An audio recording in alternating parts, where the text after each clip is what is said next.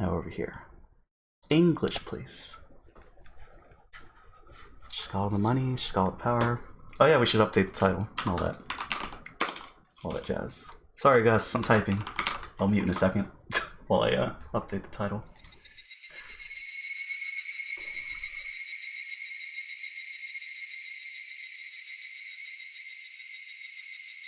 But actually, I'm not updating it yet. Chapter 6. Tsumihoroboshi. Tsumihoroboshi. How do I do this? What am I doing? Erase that. And paste. Got him. I have 69 characters to work with. So let's see. Oh, right. Muting.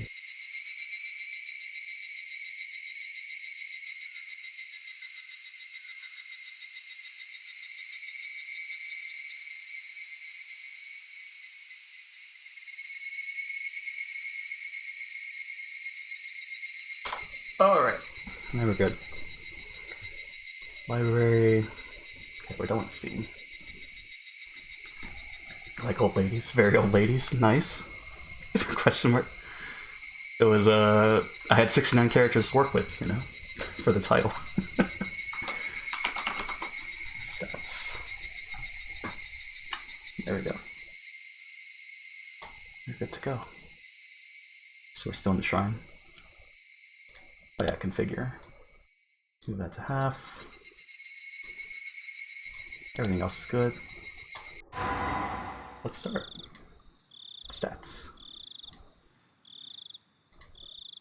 That stats command is courtesy of Ruthers. Shout out to Ruthers.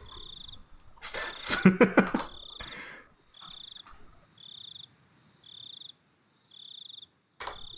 Currently playing Wind Waker. Tsumihoroboshi. The first fall. Atonement chapter. How is your reasoning toward the truth coming along? The next tragedy is ready for you. Enjoy. This is a humorous story with a tragic struggle at the end. The difficulty is 0. You can just enjoy the clowns milling about. Miling about. Atonement arc. What did you do? Your viewership dirt made him lose one. It's my fault. Pepe. Feels bad. That's fine. Let's see what the Atonement arc has to provide. Clowns? It's probably clowns in this chapter. Discord, OBS. The first time. Oh shit. Well, we already fucked up. Hold on. Hold on. We already messed up. We already messed up. No, why did I quit? Okay, alright, this is fantastic. Yep. We beat the game, everybody, it's over. Yep. That happened. That's fine. First game difficulty levels high. Next chapter, next. Yeah, it took 24 hours to finish it. Is that what the time amounts to, Effie? 24 hours? Okay, we're back. It's fine. Okay. Mate. What? What happened? Okay, I'm not gonna click. We're good. Our sub's good. We're not clicking away. We're letting it play. It's time to go home, boys. Just finished it. Debated. First time, I would try harder to avoid the inevitable tragedy. Second time, I would be disgusted with the inevitable tragedy. The third time, my disgust would turn to anguish. The 7th time, I'd be laughing by then. Federica Bernicastel. Chapter 8. This is a work of fiction. Any resemblance to actual persons or organizations is entirely coincidental. Chapter 8 took me 26 hours? Oh, okay. It's not too bad. But I mean, you weren't reading aloud, right? So it might take me longer. The chorus of the Higurashi have replaced that of the ciccadas. 17.9 hours, actually, for chapter 1. You're fine. It's all good, Effie. Their cries came from a distance, echoed loudly, and then faded away. They sounded so weak and fragile. He was multitasking though? Ah, okay. Rika. Rika? Bam. Thinking. Rena's voice was just like the cries of the Higurashi. She'd said something, but the words would quickly fade away. So we're following Rena. She sounded so fragile that it made me worry she might vanish into thin air along with her words. Chapter 5's intro was all about Mion escaping from St. Lucia's, right? But nobody is pressuring her to continue. Mion dusted off the hood of an abandoned car and sat down as if to show how relaxed she was. She actually did look very relaxed, as if she came here to enjoy the cold breeze of the evening or something. Bam. Higurashi. Bam. Are you bamming me because I'm mispronouncing things? So Toko followed Mion's example and sat down as well. She didn't look nearly as relaxed, however. I thought about following suit, but it felt... Or do you mean title drop?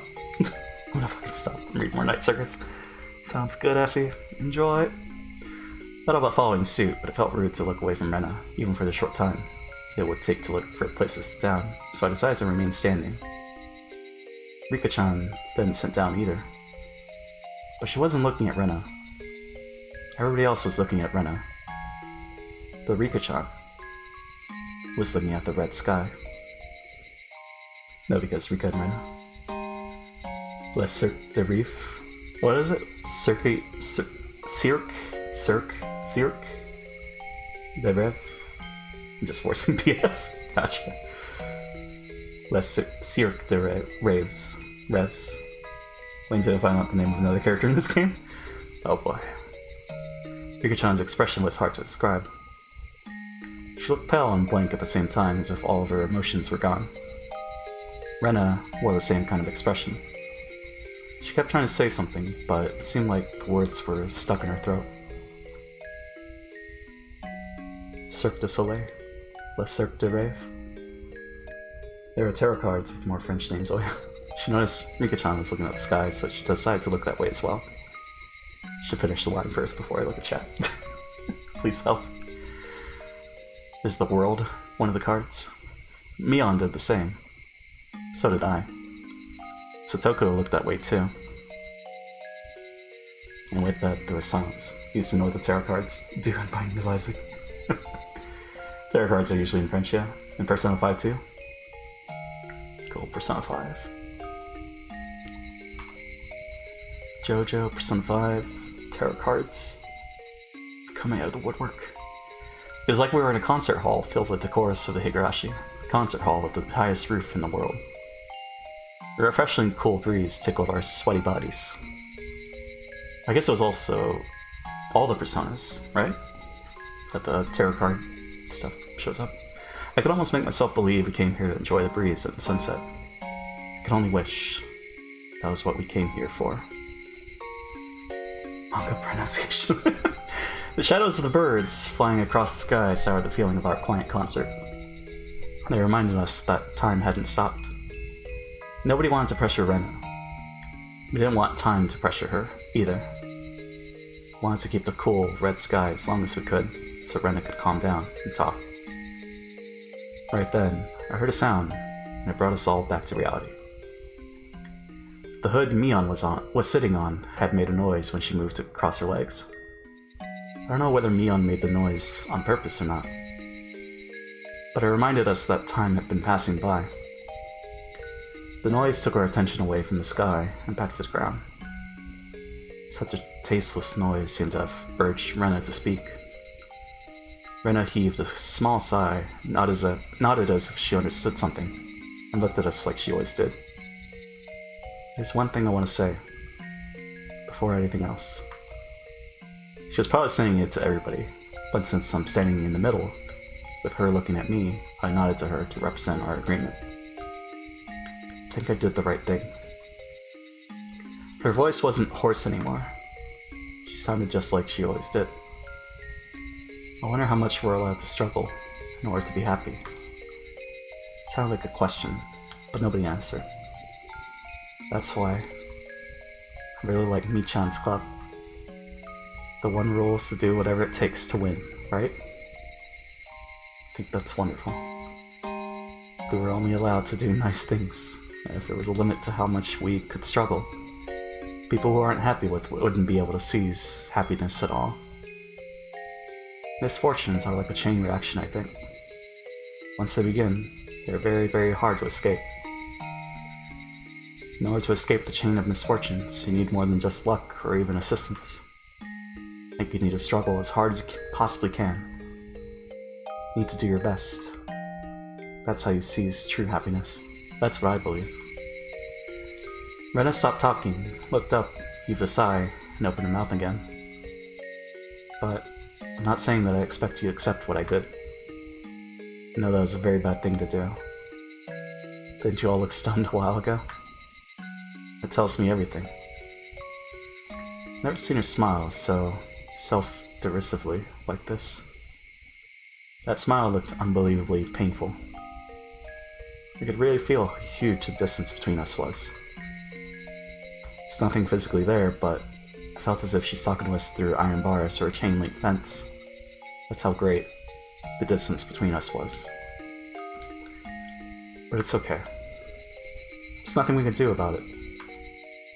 That's just how things are in this world. If I were you, I'd probably look just as stunned, and I'd say something irresponsible and merciless. She probably said that to hit back at us. We're just putting on a mask of sympathy, enjoying the spectacle of a clown on a stage. That's why she said that. She probably expected us to say something in return, but none of us knew what to say. Retta looked disappointed for a moment, then turned and clambered on top of an abandoned car. And she spread her arms out and gave a little twirl, letting her skirt billow up before she grabbed both ends and gave us a graceful curtsy. Well then, are you ready for a story? This is the story of how Rena Ryugu did her best. There was no curtain or spotlight. She was atop an abandoned car amidst the trash piles. A stage especially made for her. Try not to miss a word of what she was about to say. We believed that was the least we could do to not hurt her feelings. Oh boy. Chapter 6 Tsumihoroboshi. Atonement.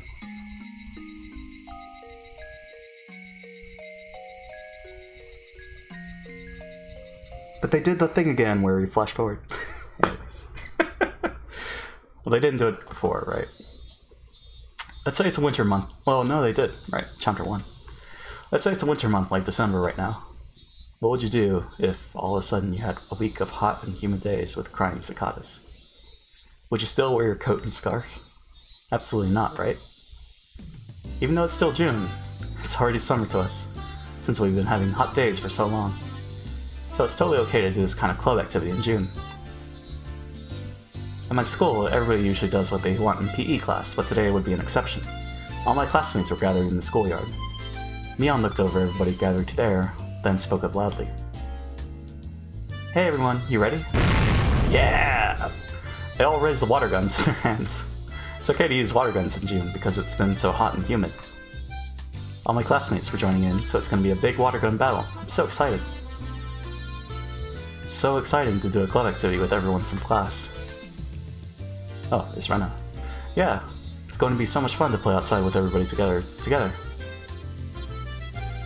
It's going to be fun for them, but we have to be serious because we can't lose. Well, yeah, for us club members, every game comes with a risk. Exactly. I look forward to the punishment our more careless members are going to suffer. Good luck, everyone. I'm so pumped! Everybody, listen up. Did you all check your guns? Are your tanks full? We're all ready, Meibara-san. We're very good at gun battles. Oh, boy. Tomita and his friends play with water guns a lot, so they might have an advantage. Because they're wearing white shirts. We're different men today. Tobita-kun and Okamura-kun smiled confidently, holding their guns in a practiced manner.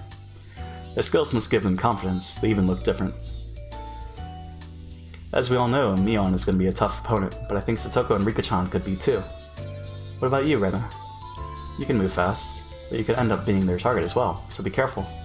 Been losing a lot of games lately and taking most of the punishments. How? It's just that the recent games weren't my specialty. But Keiichi-kun, I think you've been losing a lot these days too, haven't you? You have no idea how miserable I was when I had to go home wearing a bra, and my mom saw me in it right before I was about to take it off. Gah. My last punishment was as terrible as yours. I'm ruined for marriage after having to do that. But Suzuko laughed at us loudly while we were shuddering at the memory of the cruel punishments we suffered in the past. Oh, you've been low on both luck and spirit. No, I know why you've been losing so frequently. That's because, you see, you're both losers. Jesus. Not wrong. She's right. Once you get used to losing, you just can't stop. Well, I don't know about that part. After all those losses, your fighting spirit fades away. And you can't believe in yourself. Nothing goes right, even if you're doing the same thing as everyone else. You! Haven't you realized that Rena and I took those punishments on purpose because we wanted to spare you that fate? You should be thanking us, not calling us losers. Oh, is that so? I'm very sorry for not thanking you enough then. Ugh. Satoko, you just added oil to the flames of my rage! Make you regret what you just said. That's the spirit, Kei-chan. This old man hopes he can at least last long enough to serve as entertainment. Rena, you too. You'd be embarrassed if you were the first one to get shot. But I'm pretty sure that's what's going to happen. I too think Rena-san is going down first. Prepare yourself for a bad time. Ho ho ho. No, Mii-chan, Satoko-chan, you're so mean. Rena and Keiichi, go for it, yay! Mia and Satoko laughed at us as loud as they could, then moved on to tease their next target. Left alone, all I could do was stomp on the floor in anger. Damn it. I'm gonna win. Can't let them laugh at me like that again. Hahaha, I agree. Feels bad to have them laugh at us like that. It's not only how it feels, it's also how they step on my pride. Damn it. Like Mii-chan said, it might be true that you can't stop losing once you get used to it. That's why we have to win today, no matter what, so we can get even. And his eyes look different. She's usually a funny and weird person, but I know she has the determination to do what she needs to. When Rena looks like this, she can be a tough opponent. Today I'll follow the first club rule. I'm gonna do everything I can to win. Oh, you sound determined. You sound cool, but it's also as if you've been going easy on them before. Rena smiled. Or maybe you could have called it a wicked grin. She is serious. She is serious about what she said. I could tell that from her expression alone. Among all the club members, Rena is easily the most sensible one. The rule of our club is that we can do anything in order to win, but she's the only one who has moral qualms in doing it. That's why we rarely have a hard time against her, except for when she snaps.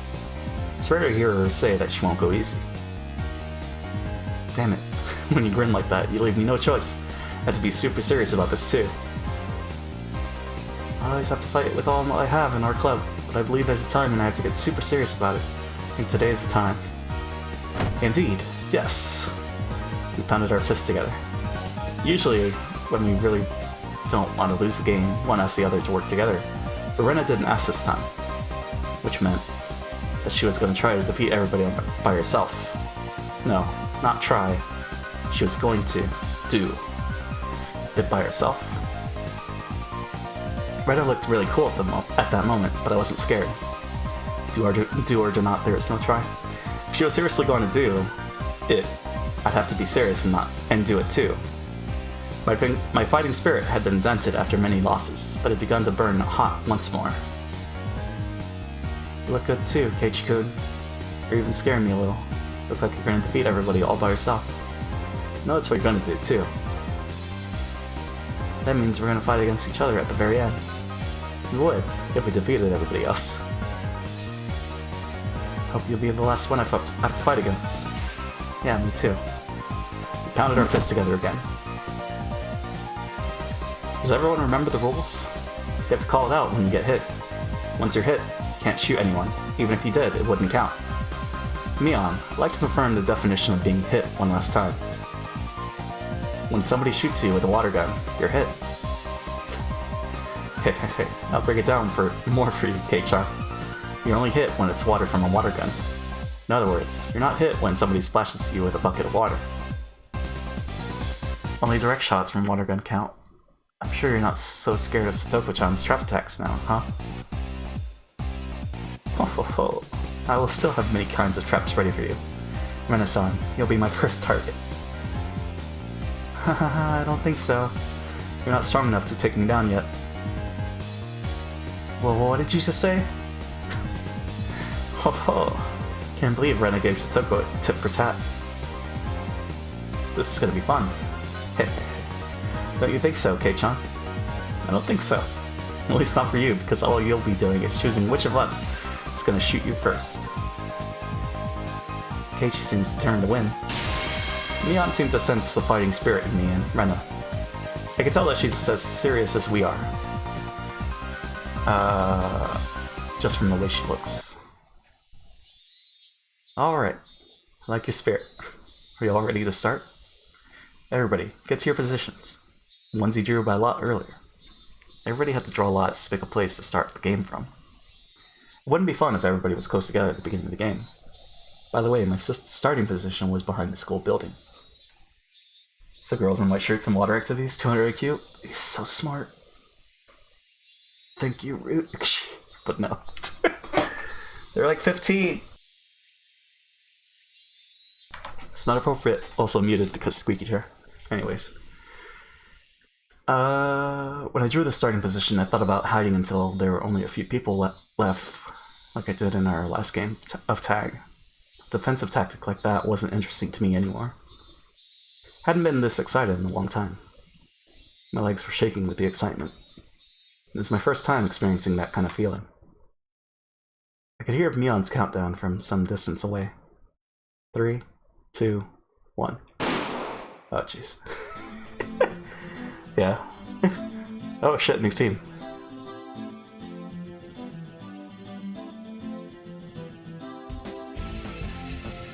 I like this. A single shot of a toy's pistol echoed. With that sound, I was already running around the building. The music's just so good. Mion using her toy gun. Oh, is that what it is? on her sprite. There had to be some underclassmen nearby. I usually assume... Getting like F-Zero vibes? I usually assume that somebody else would take care of him, but this time was different. Oh, what? Warrior! I stood frozen in fear as I ran towards them, screaming at the top of my voice. Oh, jeez. Okay, we're fine. I don't remember this song? Did you is that a new one? Did you play the Steam version? Because it has remastered music, right? It took a moment to quickly decide whether to fight or to run away, and in that moment, I shot one after another. Sorry guys, you just got unlucky with where you started. Felt bad for them because they lost the game so quickly, so I rubbed their heads, shoot them up, then took their water guns. Yes, that was the key factor in this game. Can't put very much water in a water gun. With 10 people around you in a gun battle, the water would be gone in a minute. I abandoned the gun I used to shoot them, held one of their guns in each hand, and scoped out the schoolyard, akimbo style. I feel like the scene had the usual club music originally. Okay. Yeah, but that's before they changed it. Okay. So I guess there's patches and stuff? Because I saw that Chapter 8 had like 2 patches after it released. So I wonder what that was about. Just like expected, there was an intense battle happening there. In the short time it took me to take care of the area behind the school building, it seemed like most of my classmates were already shot. I wasn't surprised though, I kinda knew it happened. You need to have a high skill to fight in the open schoolyard, especially when most of the club members were there. Must have been like a battle of elephants and ants. But what is it? What is that Mion is holding? Mion was holding a different water gun from the one she had when the game started. She was now holding one that looked like a huge machine gun. Okay. Its range capability, its pump action shooting, and the amount of water it can hold were way beyond comparison. Pay to win. There were no restrictions on what kind of water guns we could use today. As long as it's a water gun, we were allowed to use any kind, and I had like a regular water gun. It's like one of those that you like pump and charge, I guess. Not charge. She's holding a head. That's what's shooting water. Yeah, I didn't have anything too fancy. Those are fun days. Jeez. Most of us have a normal pistol-style water gun from a local toy store or something similar. I would have bought a bigger one like Neon's if they had one. But they weren't in stock, and I'd have to order it in. In other words, Neon ordered hers a long time ago, just for today. She's always well prepared when it comes to winning. She must have thought we wouldn't allow her to use the big water gun if she showed it off before the game started, so she must have hidden it somewhere. Looks like most of our classmates were shot right after the game started. Only a few were still alive, trying to survive as long as they could by using the heavy construction equipment as a shield. Neon mercilessly shot at them from various angles to make them come out from behind the shield. Stop hiding, cowards!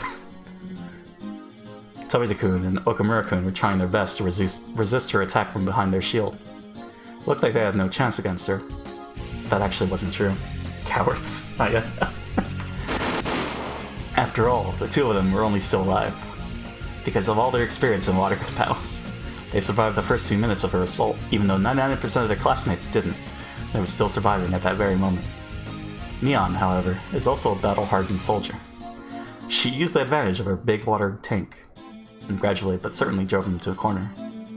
It was only a matter of time until she broke them down. But we're cornered. It's not fair that she has a machine gun. All we have to do is survive until our tank runs low. We don't stand a chance against her when she's shooting at us like this. They tried to hold out against her, but all they could do for now was to keep running behind cover as Neon strafed closer and closer to them. They wanted to use their 2 against 1 advantage, but it seemed like they wouldn't even get that chance. If they tried attacking recklessly, one of them might get shot, and then the other would have no chance of winning. So they grew more cautious, placing their bets on their final chance, but that caused their offense to wane. Oh, what? Of course, Neon saw through their plan. They're going all out for this one. She was purposely provoking them so that they'd lose, well, I mean, as far out as they could go. She was purposely provoking them so that they'd lose their patience and start attacking her recklessly. Neon circled around with construction equipment, and now she was standing with her back towards me. If I went up against her machine gun, fair and square, I wouldn't stand a chance. So, attacking from behind would be the only way for me to defeat her. Even though she was in a defenseless position, there was some distance between us. I was still too far away. But it would still be better to attack her now than to take her head on. Don't hesitate, Keiichi. You won't have this chance again. I stepped out from my hiding place and ran as fast as I could towards her with 2 water guns in my hands. Instead of approaching slowly and silently, I screamed at the top of my lungs. You fool! Also zoom? Okay. Warrior! Mia! What? There you are, Kei-chan. Mion seemed a little shocked by my surprise attack, but she immediately pulled herself together. She knew the advantage of her weapon. But she didn't shoot me just yet. She held back, luring me closer. Mion was well aware of how much water she had left. I want to play Resetter? Oh yeah, the song Bop. It is a bop. Is it Resetter? Resettier? Resetti? Mr. Rossetti? How did that go? I know I missed it, but it's fine. If she had the same kind of water gun as me, we would have had the same range capability, so it would have been down to her technique to decide the winner. If she was fighting against one of her underclassmen, she could have defeated them easily. Neon immediately calculated her chance of winning against me, and figured out that her only chance was to use the advantage of her water gun. She saw the eye of the tiger in me, and recalculated her chance of winning in a split second. Really, I can admire how fast she does those things. I've heard of the game before, but I haven't played it. I think Babby has it? It's very good. Nice. It's like an RPG, but you manage shops or something? Let me see. Does Babby have it? Is that where I saw it?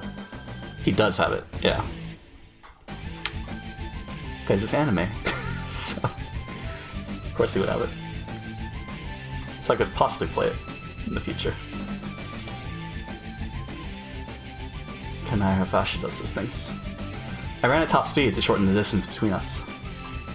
Our strength should have been equal. I had 2 water guns with full tanks, and she had a machine gun with a half-empty tank. We both waited for the perfect moment. Your fighting spirit deserves my respect, K-chan. Not sure, how does it work with the old sprite? Oh, okay. Does the same thing. Nice. Yeah, you sell things? Gotcha. Kinda gives me, sorta online vibes of that one, episode where the blacksmith has to go out and get stuff. I don't know, it's strangely relaxing and exciting. Nice. Set aside to collect stuff and sell stuff. Let's check it out one of these days. But that's what it kinda gives, that's the vibe that it kinda gives me. Lurk. Sounds good, Effie. Thanks for the lurk. Catch you later. Your fighting spirit deserves my respect, Kate-chan. I'm not sure if I would have been a match for you today if I didn't have this gun.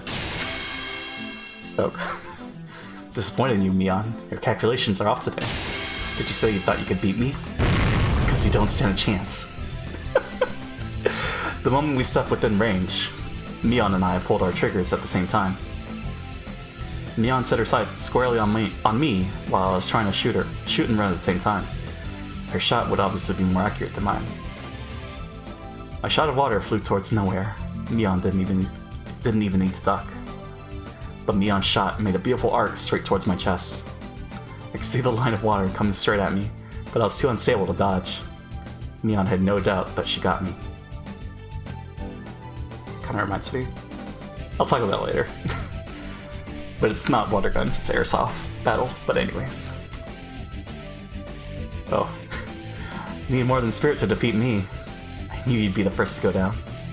I'm still disappointed in you, Mion. Your calculations are really off today. Wee woo. What's up, Gus? Bullshit. You can't dodge that shot. Still go straight through you. You'll regret the moment you chose to come at me screaming rather than creeping up from behind. You're really disappointing me today, Mion. You could have figured it out if you'd spent just one more second to think. You could have figured out the reason why I didn't creep up on you, but screamed as loud as I could instead. Mion noticed my surprise attack and turned around to face me. In other words, she turned her back on the opponents she was fighting earlier. Those opponents heard my scream and saw that she had turned her back on them. What's this? Mion noticed her back was wet and cold. She finally understood that the underclassmen she was attacking just earlier had shown their fangs and attacked her from behind. JP, my desk has arrived. Oh, nice. I forgot that you were getting new desks as well. How is it? Did you assemble it already? I blocked your water shot with my arm right before it hit my chest. The line of water was broken into droplets and splattered away. Doesn't that count as getting hit though? Damn it. I got hit first, so my shot didn't count. You took too long to figure it out. Oh, okay. I see. Now get down, Mion. Mion squatted down and covered her head. Now it's me versus Tomizu-kun and Okumura-kun. What, no? Need to pick it up at the store first. Oh, okay. Gotcha. It's arrived at the store. Their reflexes weren't so bad. They knew well that I'd be their next target after Mion was gone. They didn't feel sorry at all for attacking me right after I just saved them from their predicament. I can respect the cruelty and how quickly they shifted gears. They may one day be able to join our club if they keep refining their sense and skill. Stopping bullets with your hand is okay? Doesn't count? Gotcha. I thought they just explained that, right, she got shot first, so it didn't count. Our next target is Meibara-san. Let's get him! But I guess maybe they said that earlier. I forgot. It's 1 against 2. We can take them. They were, however, one step behind me. It was already too late. For them, Mion was their first target, and I was next. But that was different. My first target was them from the start. Didn't even see Mion as my target to begin with, because I knew they'd take care of her. I was pointing my guns at them long before they moved their sights from Mion to me. It seemed like they noticed at the last moment that both of my guns had been pointing at them from the beginning, which meant it was already too late for them. Warrior! I jumped over Mion, rolled on the ground, and landed on my feet. I looked as elegant as an athlete who just finished a perfect performance. I had a gun in each of my hands. With those guns, I shot them each in the middle of their chest. So fast. How could the two of us lose against one? Tomita-kun and Okamura-kun fell to their knees in disappointment. I can't believe you did all this, Kei-chan. I guess I'm off today, like you said. Mion wiped the dirt off her knees, looking frustrated. Don't worry, it wasn't you. Then why did I lose? That's simple. I twirled my guns on the tips of my fingers. I have to win sometimes in order to keep looking so cool. There are only a few people left alive. Rena, Satoko, and myself. Rena and Satoko were fighting fiercely. They evenly matched? No. Satoko was pushing her hard. Moving fast, she was driving Rena into a corner. Rena was usually gentle and slow, but today she was different. She was very serious today, and yet Satoko was still overwhelming her. She's a tough customer even without her tricky traps. Hold on. Okay. Kakoi? Ho ho ho, do you remember the threatening me earlier? Suppose you were just bluffing. You move well, but I'm still gonna win. Satoko kept moving around, piling on pressure in order to pin Rena down. She kept shooting, so her tank must have almost been empty, but her shots were still sharp and fast. I noticed a bucket near her feet, which was full of many water guns. I understood. Seeing that, she had been taking guns from others who were already out of the game. In this battle, reloading bullets, water, was more crucial than the actual shooting. The hole that you put water into on these guns is rather small. To put water through it from a faucet takes time and requires a certain amount of skill. In a battle like this, it would almost be suicidal. What is this music? It's wonderful music, Effie. It's a bop. I understand that well, as I've been taking guns from the people I defeated, but I could only hold one in each hand. Satoko used the bucket to overcome the limit. Pepe Jam. Rena looked like she only had one water gun. I'd assumed she had two earlier, but she must have used a lot of water during her long battle with Satoko. It looked like she was trying to save her water for the right moment, but with Satoko's fierce attacks, it was obvious that it was only a matter of time before Rena was driven to a corner. Sorry, please. However, Rena is also quite skilled. She only pretended to be driven to a corner, but she was actually luring Satoko to a place where she'd have the advantage. She fell for it. I'm gonna cave and play Reciteer? Oh, instead of a Hat in Time? For your stream today? There's a narrow, twisting path near the gymnasium warehouse behind the school building. With Rena's water levels running low, she'd want to turn things around with a single close-range shot. That narrow path was the perfect place for her to do that. No, play Hat. Oh, okay. Oh, you're gonna play Reciteer right now? Or...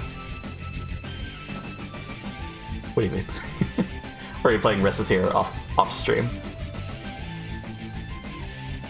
Yeah, no. Oh, okay, gotcha. We'll have fun. We'll see. What's wrong? You're slowing down a little. Getting tired? Oh, ho, ho. I appreciate your concern, but I'm not tired at all. I think you should worry more about your raining water. You haven't shot back at me for a while. Your tank is empty, I suppose. If you think so, why don't you stop hiding and show your face? I will pass. I'm aware you've been holding on to your last shot. One shot is all I need. I'll be nice and shoot you in the forehead. I don't want you to get your clothes wet after all. Ho ho ho ho. I never imagined I could have such a thrilling battle with you, Rena-san. However, with the amount of water you have remaining, I doubt you have enough pressure to make that last shot go far. Satoko was right about that. Rena had just enough water to make one last shot. As the amount of water left in the tank dwindles, the range of shots you can make shortens. That makes the last shot the shortest and weakest of them all. Regardless of her absolutely disadvantageous situation, Rena didn't look frustrated. I could tell she had no intention to lose. It was almost like she didn't even see Satoko as a threat. Oh man. You picked a perfect location for yourself, did you not? I have to tread cautiously. Satoko seemed to understand how dangerous Rena's last shot was going to be better than I did, since she was the one actually fighting against her. I don't play chess very often, but I believe this kind of situation is called a stalemate, is it not? Satoko took out another gun with a full tank and shortened the distance between them slowly and carefully. A gun with a full tank doesn't only have a long range, it also has enough power to make shots more accurate. If they shot at each other in a frontal attack, Satoko would have a 99% chance to win. Even so, Satoko was still afraid of Rena's last shot. Satoko shortened the distance even further, smiling as if unafraid, but I could tell she was actually full of fear. Satoko compared this situation to chess earlier, but it wasn't exactly the same. In chess, you can use some pieces to drive the opponent's king into a corner, but in this case, they were only Rena and Satoko. You can lose some of her pieces in order to achieve a win, but Satoko doesn't have any pieces other than herself.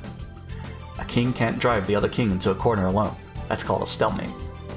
That's why while at first glance, it looks like Satoko has the absolute advantage. They're actually on equal footing. Let us finish this. It's not like we'll have to wait for the bell to bring into this battle. It's not like us to wait. You're right. Let's do this. That's strange. I thought Rena wouldn't have to move just on a dare from Satoko. What kind of plan did she have? Rena had been hiding behind cover for a while, but she came out without hesitation. I noticed something right away. Rena had a different gun. Satoko seemed to notice it as well. I had a plan to hide here when my water ran low. I hit a gun in advance. Damn, she's good. I'm using a trap at the last moment for her come from behind victory. It was as though she was taking Satoko's best skill from her and firing it right back. Satoko no longer had any advantages, now that both of them were pointing their guns at each other with full tanks. But she still looked confident. What was going on? Did she have some kind of plan too? That gun you're holding right now is very important to me. What do you mean? You would have kept waiting for your perfect shot and wouldn't have come out of hiding if you didn't have that gun. At that moment, lightning ran through my brain, and I instantly understood the situation. Of course! Rena was in a disadvantageous situation earlier, but it was actually the same for Satoko, since she didn't have a chance to make her shot while Rena was in hiding. Rena had remained cautious in order to hit her with her last shot, and that made it difficult for Satoko to attack her. However, what if Rena didn't need to take the last shot for a come-from-behind victory? No, I said it wrong. What if Rena got a new gun with a full tank? She'd stop hiding and come out to fight against Satoko. You see, I knew from the beginning that you'd run over here in order to obtain that gun. Let Satoko talk crap, Rena. You don't have to listen to her, just shoot her right now. Rena thought the same thing. She shot at Satoko without any hesitation. Click. But she frowned in confusion a moment later after. What was going on? She couldn't shoot? Dud! Was her water gun broken? Or did somebody break it? Didn't you know that you can easily break a water gun by putting a little bit of sand in an empty tank and pulling the trigger several times? Ho ho ho ho! You knew I was hiding my trump card here and pulled a cheap trick like that, huh? I told you. You only set one small trap at the last moment. That is the beauty of traps. When it comes to traps, Satoko remained a notch above Rena after all. Couldn't believe Satoko figured out Rena's plan in advance and set a trap to counter it. Rena, you made a big mistake. You should have kept the old gun with you. You could have at least made that last shot. But it's too late now for you to pick it up again. Rena was in a worse situation than she was before. She couldn't even take another shot. Be prepared. You told me earlier that you'd shoot me in the forehead, did you not? Well, I'll be at least kind enough to do you the same favor. Satoko slowly narrowed the distance again, pointing the muzzle at Rena's forehead. Rena still didn't look like she'd given up. She still thought the game was undecided. Satoko-chan, you're not as good as you think you are. What did you say? If you got me with your trap, it'd be your right as the winner to allow yourself the room to breathe and smile like you're doing right now. But all you've done is drive me into a tough spot. You haven't killed me yet. Don't you think it's a little too early for you to act like you've already got me? Ho ho ho ho. Thought you were going to say something much scarier than that. Makes no difference because I'm gonna get you right now. If I were you, I'd just shoot rather than keep talking. You know why? Because if I didn't, I'd lose. Lose? Are you talking about me? I highly doubt you can fight with a jammed water gun. Do you remember the rule? You're hit when it's water from a water gun. Huh? So what are you saying? When I heard her saying that, I started running. My target was Rena. Satoko was already dead to me. Why? She was going to be shot by Rena within the second. I have absolutely no idea what you're referring to, Rena-san. What do you think you can do with a jammed water gun? As long as I have water in my gun, I can still fight. Don't you get it yet? Rena raised her broken water gun up high and smashed its handle on the wall of the school building as hard as she could. The plastic broke easily and water flowed out of it. As long as the water from the gun hits you, you're dead. Doesn't matter where the water comes out. Wow. Rena was right. She just saved herself by thinking it through. If she was using a real gun, bullets would only come out from one end of the gun. But this was a water gun. She could make her bullets, water in this case, come out from any place, not just the barrel of the gun. What? Satoko finally realized that she was standing defensively in front of Rena. If she was that close, why didn't she shoot Rena already? Well, I guess it's Satoko, it's fine. Satoko's trap was successful, but she overestimated its effect. She should have just shot Rena without hesitation before Rena noticed her new water gun was jammed. She was gonna fail because she had grown overconfident of her victory. A second before Satoko pulled the trigger, Rena swung her water gun as if slashing Satoko with a sword. Satoko fired her bullets, but it was too late. A second before Rena would be shot down, a blade of water hit Satoko in the face. No, not hit. It cut her face open. 5 hit. Her endgame wasn't good enough. I can't believe I lost. Rena ran towards Satoko, who was standing still in shock, and took her water gun. Rena knew that was her last target, and that was running towards her. Rena! Rena, using her superior mobility, began to duck and weave. We were evenly matched. Neither of us neglected to make any effort possible to take advantage of the situation. I knew it'd end up being a one-on-one battle with you. I knew you wouldn't disappoint me. I'm seeing in a new light today. I didn't know you had the guts. Rather than a new light, I'd like you to see it in a romantic way. What? I can try if you let me win. No thanks. We circled around the construction equipment, trying to take shots at each other. We were both sweating like crazy. But I didn't feel tired. Big drops of sweat tickled as they ran down my body.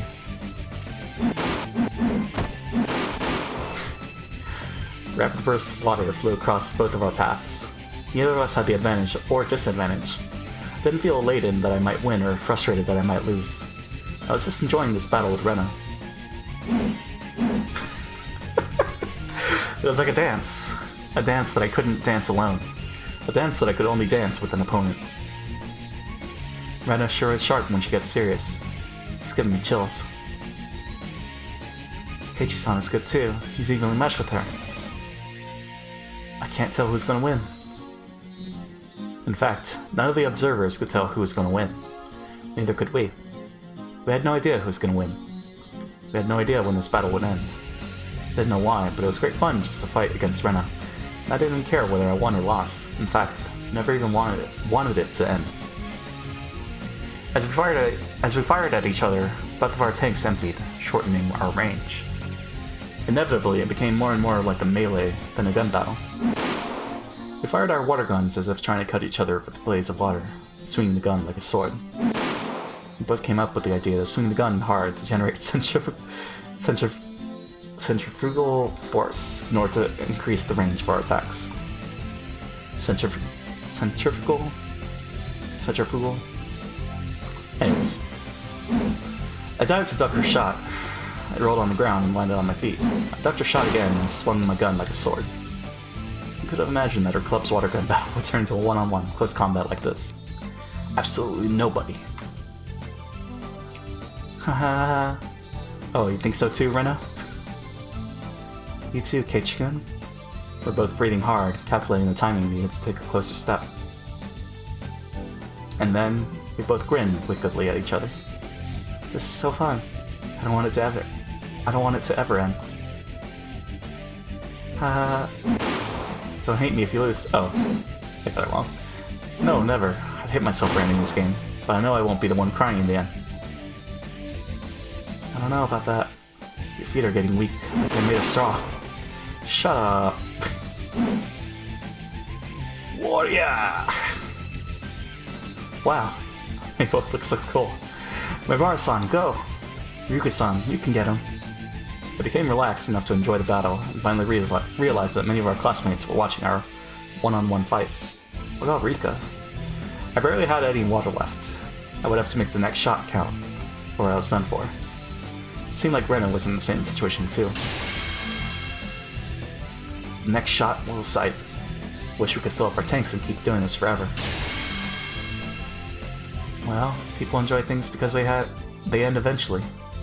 Flowers are beautiful, especially because they wither. I see. That's one way to look at it. It's been fun fighting against you. This is it. Indeed. Sorry, but I'm gonna end this battle. Good luck, Keiichi-kun. Don't cry when you lose.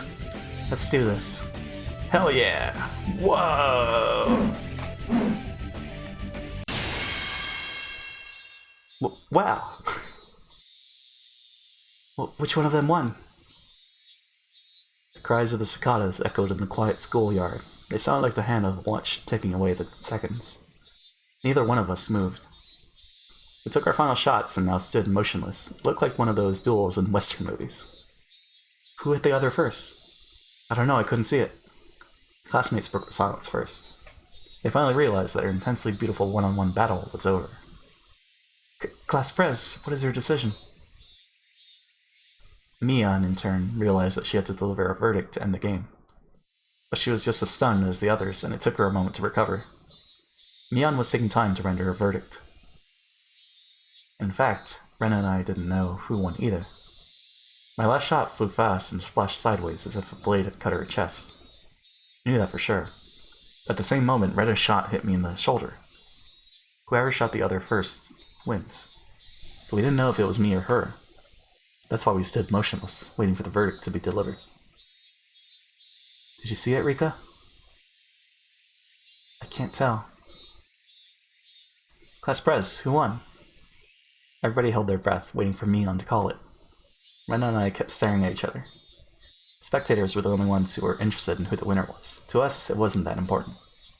We had a great battle. We both really wanted to do better than the other. We both wanted to call it a tie. For this great battle, settling for a tie would be the best and most proper option. In other words, this one-on-one fight wasn't a battle to decide the winner. Seems like everybody is thinking the same way. Me? Yeah. You can't move if you don't deliver a verdict. Yeah. Shuna bias. Mion hates to settle for a tie because she loves to draw a line between superiors and inferiors. She tends to settle for a tie when deciding who's the loser because it's more fun to have as many people as possible suffer the punishment. But she's never settled for a tie between winners before. Mion holds a special feeling towards the meaning of being number one. Everybody continued holding their breath, awaiting her verdict. Please make it a tie. Everybody wished for that in their hearts. Mion was hesitating to make the decision. She could have chosen a winner more easily if one of us did even a little bit better than the other. But even if one of us did a little better than the other, I feel like nothing fits better than settling for a tie. The two of you did great today. Mion finally started speaking. Kei-chan and Rena, you showed us significant spirit and skill today. The explosive power you showed us was so beautiful that it's beyond even the highest praise I can ever give. It's very difficult for me to decide who the winner should be after watching such an amazing battle. And you mean we have two winners? I don't like to have two winners. That's not really the point of our club. However, they were both so good that it's very hard for me to decide who was better. So, I'm going to call it a tie for today, and they'll have another battle some other time to decide the winner. I expected she might settle for a tie, but I never thought she'd make us have another battle. Nebara-san, you were awesome! You were so cool! Ryuga-san, you gave me chills. It's like, you know? Set our hearts on fire. Classmates rushed towards us and praised us for showing them something that cool. Rena and I were finally released from the tension of battle and dropped to our knees. Too bad. We tied. Yeah, can't wait for our next battle. Can you give me your hand? Of course. I was gonna ask you the same thing. We both smiled at each other. It was the first time we ever hit it off like this. By the way, You're pretty good at that. What do you mean? Mii-chan, trying to get away without suffering the punishment, aren't you? She was just trying to sound cool, but the main reason she delivered that verdict was to protect herself. That's so like Neon, you know. Look, she's running away. Looks like my guess was right. She's so obvious. The bell rang, a sign that class was over, while we all laughed at Neon. After that... Good job out there, you two. Here, use this towel. Rika-chan held out a towel, a big smile on her face. However, Ren and I stepped back and pointed our water guns at her. Meet? I was already shot many times. I told you everybody I was already hit, but nobody believes me. Rika-chan was soaking wet. Well, nobody believed her because she really could be that sneaky, pretending that she was hit in order to stay in the game. It's your own fault that nobody believes you. Sometimes it's hard to believe anything you say. Meet. Everybody is so mean to me. I feel lonely. I'm lonely like a poor kitten crying in a cardboard box because nobody wants her. Meet. Boom. Sound came from Rena's head. I saw a circle of smoke coming out of it. Rena must have pictured Rika-chan meowing like a cat in a cardboard box. How... Rika-chan is an abandoned kitten, taking her home with me. Oh, ouch. Boom. Rena, you're ruining how cool we looked earlier. Rena was back to her normal self, and jumped on Rika-chan like a chameleon capturing its prey. Chameleon? Rika-chan struggles to get away. Boing. It was there. Come on, everyone. Get back to your classroom now. Chie-sensei clapped her hands and yelled at us from the window of the teacher's office. Let's go. Everyone exchanged smiles and ran back to the classroom. In English. Oh man, this is fun. Fun little intro. Nice and light. Set the chapter. That was the chapter. Beautiful day. So let's do the tip and then we'll do the BRB. A great water gun disaster. Oh god. Let's see the title. Yeah, let's do the tip first. Beautiful day. One reason I like my house is because it has good ventilation. As long as there's a nice breeze, I don't have to rely on a fan to keep me cool. I can take down my futon from the windowsill, place my cushion near the open window, and enjoy the cold breeze of the evening. According to my page-a-day calendar, it's June 1983 today. While it was still June, it seemed like summer skipped the rainy season and was already coming around the corner. This is very abnormal, apparently. Even if it was abnormal weather, that only comes around once in 100 years. If it was supposed to come in June of 1983, then it wasn't so much a big deal. It was inevitable.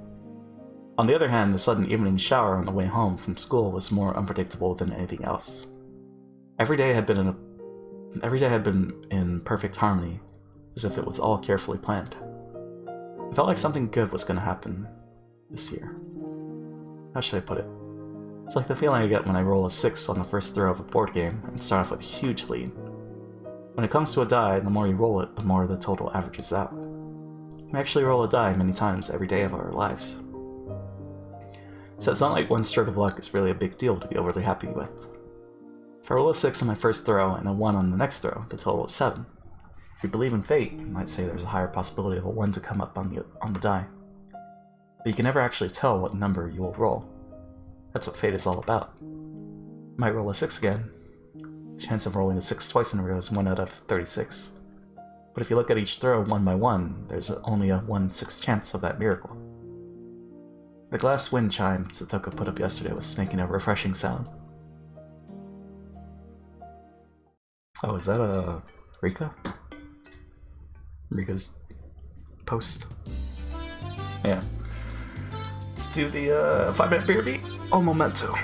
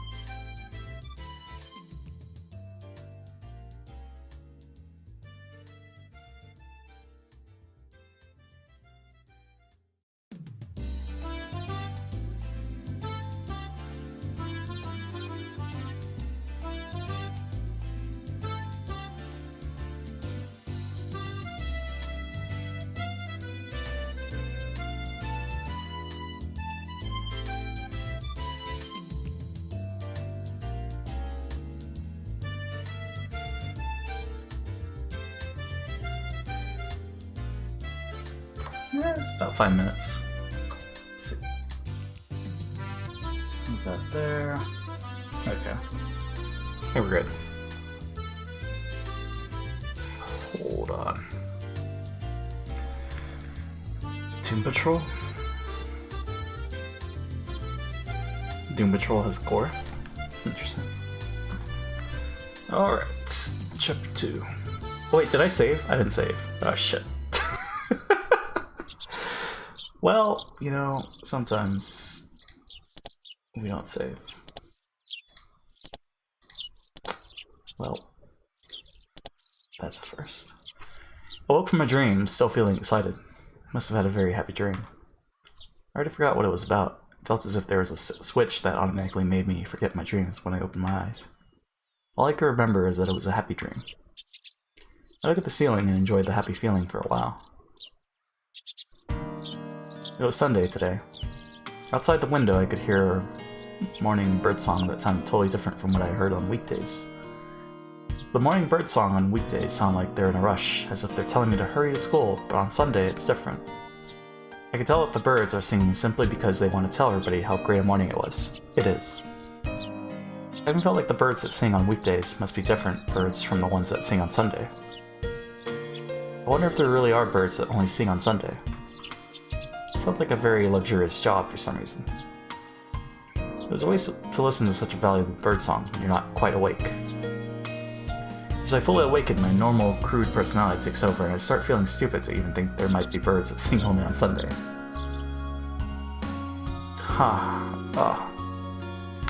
As I yawned and stretched, my blood started circulating through my entire body. It felt good. I turn over and look at the clock, which says it's past 10 a.m. I used to go to my cram school on Sundays at 10 a.m. That was before I moved to Hinamizawa. My parents made me go to several cram schools back then. I remember that the one I had to go to on the first and the third Sundays of the month was the hardest one of all, because I had to change trains several times to get there. I was never allowed to sleep in so late back then. My mom always woke me up so early. Words are hard. My mom always woke me up early so that I didn't miss my classes. It's probably why I've always dreamed of being able to wake up whenever I wanted on a Sunday. Needless to say, I don't feel that way anymore now that I moved to Hinamizawa. After all, I can always sleep till noon on Sunday now. My life has changed completely since I moved here. Before, I used to think living in the countryside would be really inconvenient. To be honest, I wasn't even interested in living here. It was only the first few days that I felt that way. Now I don't feel attached to life in the city or its conveniences. When I think about what part of my life in Hinamizawa I'm the most attached to, I have to say, it's probably my friends. I guess the reason why I'm being so sentimental is probably because I had so much fun yesterday in the water gun fight with all my classmates. Despite my age, I got so into it and had so much fun. I bet the kids in the city wouldn't be able to play like that. No, I should say they wouldn't even want to They wouldn't even want to in the first place. They wouldn't even realize how exciting a simple water gun fight could be. I went downstairs and saw my parents watching a serious TV program, arguing about the topic together. First of all, telephone service charges in Japan are way too expensive. It's because the state has a monopoly. But private companies are profit-oriented organizations. They're not exactly charitable. I wonder if they can maintain uniform service nationwide. The experts on TV were arguing about the same thing. Seems like there's a possibility the telephone service will get privatized. I'm too young to understand how privatization could make things better. But I can easily assume that people will start talking about privatizing the postal services in the near future too. My parents were arguing about the topic fiercely, but they got along very well. Let's put it this way. They get along well, and that's why they argue. I don't remember seeing them get along this well when we were living in the city. This is probably one of the things that got better since we moved to Hinamizawa. A cold relationship between parents doesn't bring any benefits to their kids. Oh, Keiichi. You're up early today. Do you want to eat breakfast? No thanks. I'm going out today, so I don't need anything. Are you going out with your friends? Is it those club activities that you always talk about? No, it's not a club activity today. It's the punishment for the game we played yesterday. Someone rang the doorbell. Also new photos. I looked at the clock and noticed it's time to meet Rena. I guess I spent too much time enjoying waking up late. I ran upstairs to get a change of clothes. I quickly changed and ran to the front door. Rena was chatting with my parents. I always feel uncomfortable when my parents talk to my friends. I'm afraid they'll say something embarrassing about me. They told Rena that I would wet my bed till I was X years or old or something. She wouldn't wait until Monday to tell everybody in my school, or maybe even everybody in Namazawa. Hey Rena, good morning. Sorry for making you wait. Keiichi-kun, Rena and my parents looked at me and laughed. I said good morning and they laughed. I guess I was too late. My parents must have already told Rena some embarrassing secrets about me. I don't want my parents to tell her anything else, so I put on my shoes in a rush and pushed Rena out of the house. My parents waved at us, smiling. Have a nice day. Rena-chan, please take care of Keiichi. Oh, don't worry. I'll take good care of Keiichi-kun. I have no idea why you'd have to do that. I don't need you to take care of me. I dragged Rena away from the house and we were on our way. We rode our bicycles to the town of Okonomiya. It's a long way away. It's an easy ride to the town because it's mostly downhill. But needless to say, it's a hard ride on the way back. I felt like Rena was giggling whenever she looked at me. I badly wanted to know what kind of embarrassing information my parents had fed her before I came downstairs. I tried to give her a new subject to talk about in order to get whatever she heard from my parents out of her mind. How come you're so close to my folks? Well, we are very close, because we talk a lot. When do you talk to my parents? Never seen you having a conversation. I see your mother a lot at the grocery store. She's there a lot on special bargain and extra point days. Oh yeah, my mom keeps a close eye on those. She sticks notes like that on the refrigerator. They're always all about it. They're always all about when and where she can get things cheaper. Whenever I see her at the store, we talk about what we're making for dinner that night, and we do the shopping together. A few days ago, she told me that curry sauce was on sale, that she was going to have curry and rice for dinner that night, so I did the same. I remember we had curry and rice the day before yesterday. So you had curry and rice that day too, huh? Yeah. You had pork curry, didn't you? Pork was on sale that day, so your mom and I both bought some. So when I was eating my curry at home, I knew you were having the same dinner. How... So she knows what I'm eating for dinner almost every day. Didn't bother me, but I did kind of feel embarrassed. Usually see your father with your mother at the grocery store. Parents get along very well, huh? Yeah, they like to go grocery shopping together. I think they're a good couple for their age. I think it's very important that your parents get along well. It's cute that they still go grocery shopping together. That's enough about my parents. What about yours, Rena? Do they get along well? Yes, they do. They're always hugging and kissing. So, how? I feel like there's no room for me in the house. Parents are a lovey-dovey couple, huh? Never met Rena's mother, but I imagine she's just like Rena. I could easily imagine her mother going crazy about the spot her husband missed when shaving, because it looks so cute to her, like sesame seeds on white rice. She must love to touch her husband's chubby stomach because it feels so soft. It was funny how easily I could imagine her mother doing those things. Ha ha ha ha. What's so funny? Curious about your mother now. I'm gonna go to your house next time and meet your mother. What? No. You talk to my mother. It's only fair that I talk to yours too, isn't it? Well, I'm up to see the wizard, the Wonder Wizard of Oz, JP, but I'll leave the stream up on dark while I gotta run these damn nerds. Sounds good, Gus. The wonderful Wizard of Oz. Have a good trip. And, yeah, I'll catch you later, Gus. Have a good one. How? But my mom isn't as interesting a person as you think. She's normal and boring. You can even picture how she looks. I know it. She looks just like you, doesn't she? What? What? No, she doesn't. She doesn't look like me at all. Then, why are you acting so weird? Your action tells me everything. Anyway, I'm really interested in your mother now. Gonna see her sometime. Be prepared. Oh, no way. If you really do come to my house, I'll be so mad at you. Your daughter has been a great friend to me. No, wait. It'll be more fun if I say something like that. Like, I've been seeing your daughter, and I'm serious about her. How you come to my house, I'll tell Michan and the others the stories from when you were little. What? What kind of stories are you talking about exactly? Well, the one that I heard from your mother is about when you were 4 years old, and the other one is about the slide when you were 6 years old, and another one is about when you were... You got me, Renaissance. I'll never get within a 100-meter radius of your house, as long as you live. Haha, thank you. Damn it, Mom. I'll remember this. We arrived at the station. The place we're going today is right near there. It's a restaurant called Angel Mort. You're meeting up with the others there. Oh, hey. I was surprised when I saw the restaurant. It's usually a normal and quiet restaurant, but today there are many people in front of it. They didn't look like they were waiting in line to get inside. It looked more like they were just loitering around. They should just line up and go inside like normal people. Wow, what's going on? There's so many people here.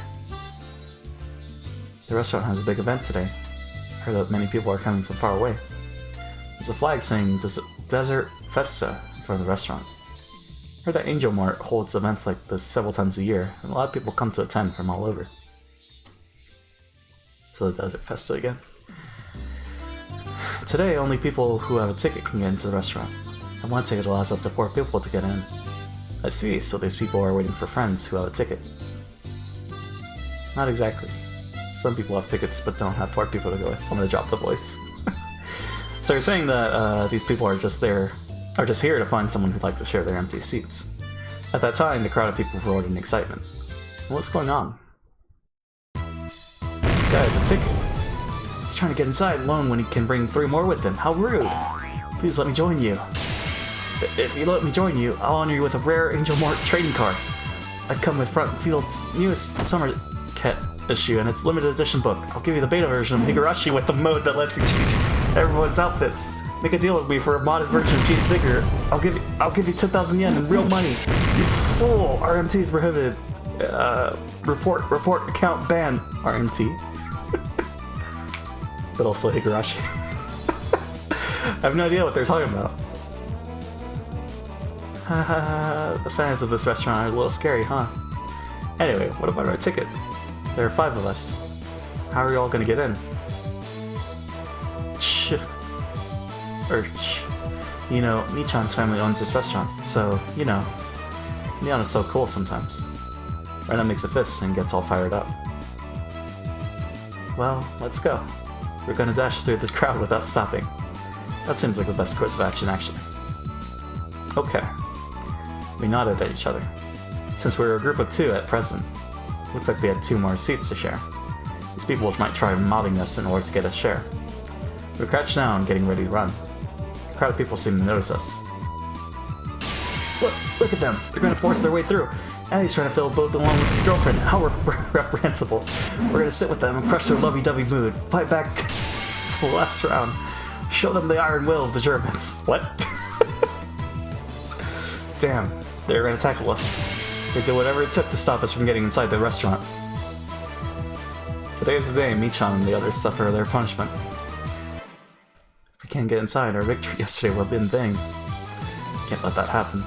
We exhausted ourselves to obtain that victory. To watch our friends undergo the punishment is our right, and our duty as well. But no matter how cool we sound, what we're really after is one thing. I can't wait to see how Satoko-chan and Rika-chan look. What? Taking them home with me. What did they do? Hey you, young couple. Share your empty seats with us, all nice and quiet like. Yeah, we won't let you go through. I won't allow you to use your ticket for yourselves. You have to share the empty seat with us. They reached their hands towards us like zombies. They gradually got closer and closer. We were actually taking it easy though. In fact, I'd say the situation was rather enjoyable. It's like we're still in the middle of the game we played yesterday. Yeah, it's getting fun. Let's kick their asses. Yep, roger that. It's a lot easier to fight against them than against Michan and Satoko-chan, you know? You know? Indeed. I'd say with even 20 to 30 of them, it's still easier than fighting against the other club members. They don't have enough people to stop us. Great, let's do this. Yeah. Our enemies number about 20 to 30. If they wanted to stop us, they should have gotten 10 times more people than that. Warrior! Okay.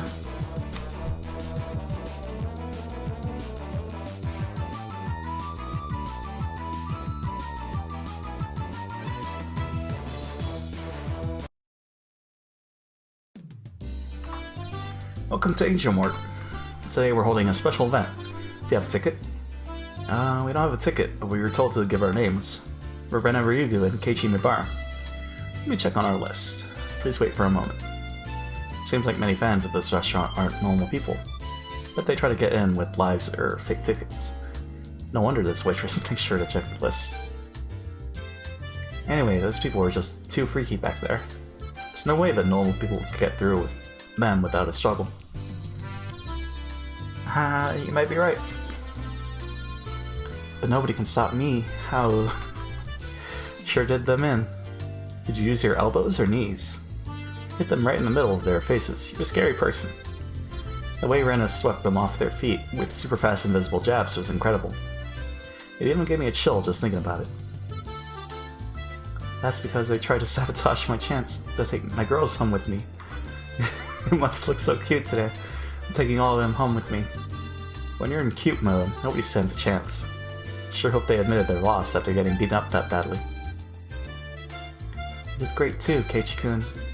First I thought you'd be engulfed by them, but then they became all quiet and let you through with tears in their eyes. What did you do to them? Nothing really. I just told them that I'd get into the restaurant and make sure to see everything they want to see. I told them, you might have to shed tears now, but I believe you can get a ticket next time. That's all I said, but they seemed to understand me.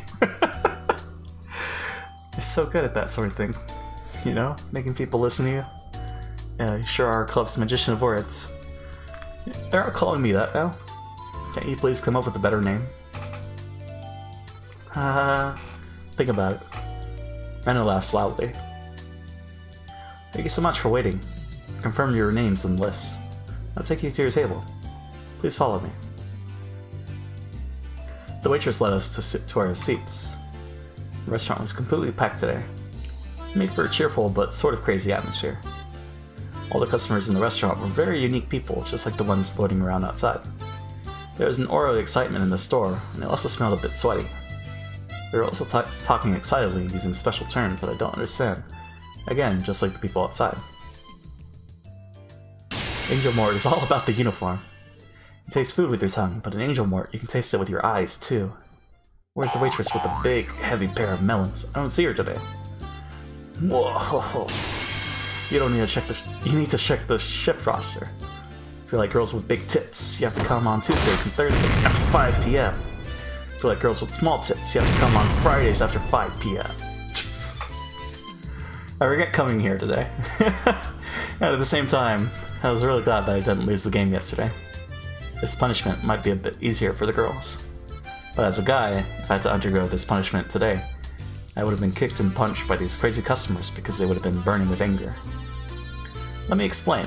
I didn't come here just to eat lunch with Rena today.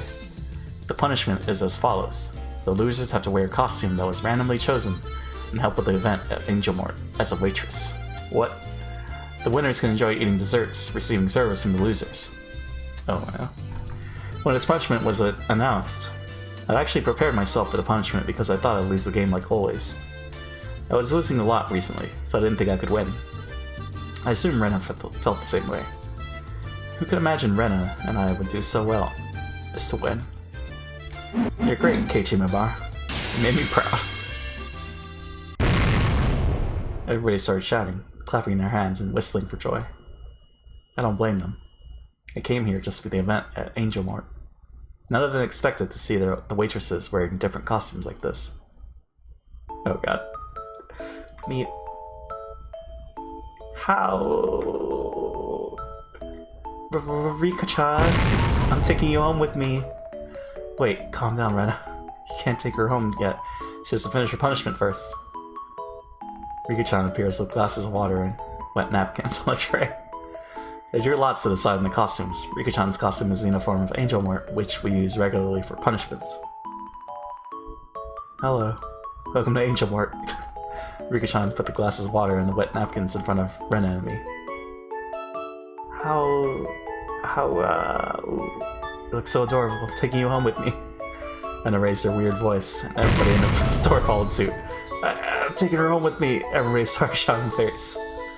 Before I knew it, they were surrounding our table, trying to bring the scene of Rika-chan serving customers into their minds. How, Rika-chan, you look great in that uniform. How... Neat. It's embarrassing to have everybody look at me like that. Something different about the uniform, though. Good eyes, Maibara-san. Allow me to explain. What? Tomita-kun, our underclassman, pushed his way through the crowd. Oh, Tomita-kun. Okamura-kun, too. I didn't know you guys had a ticket.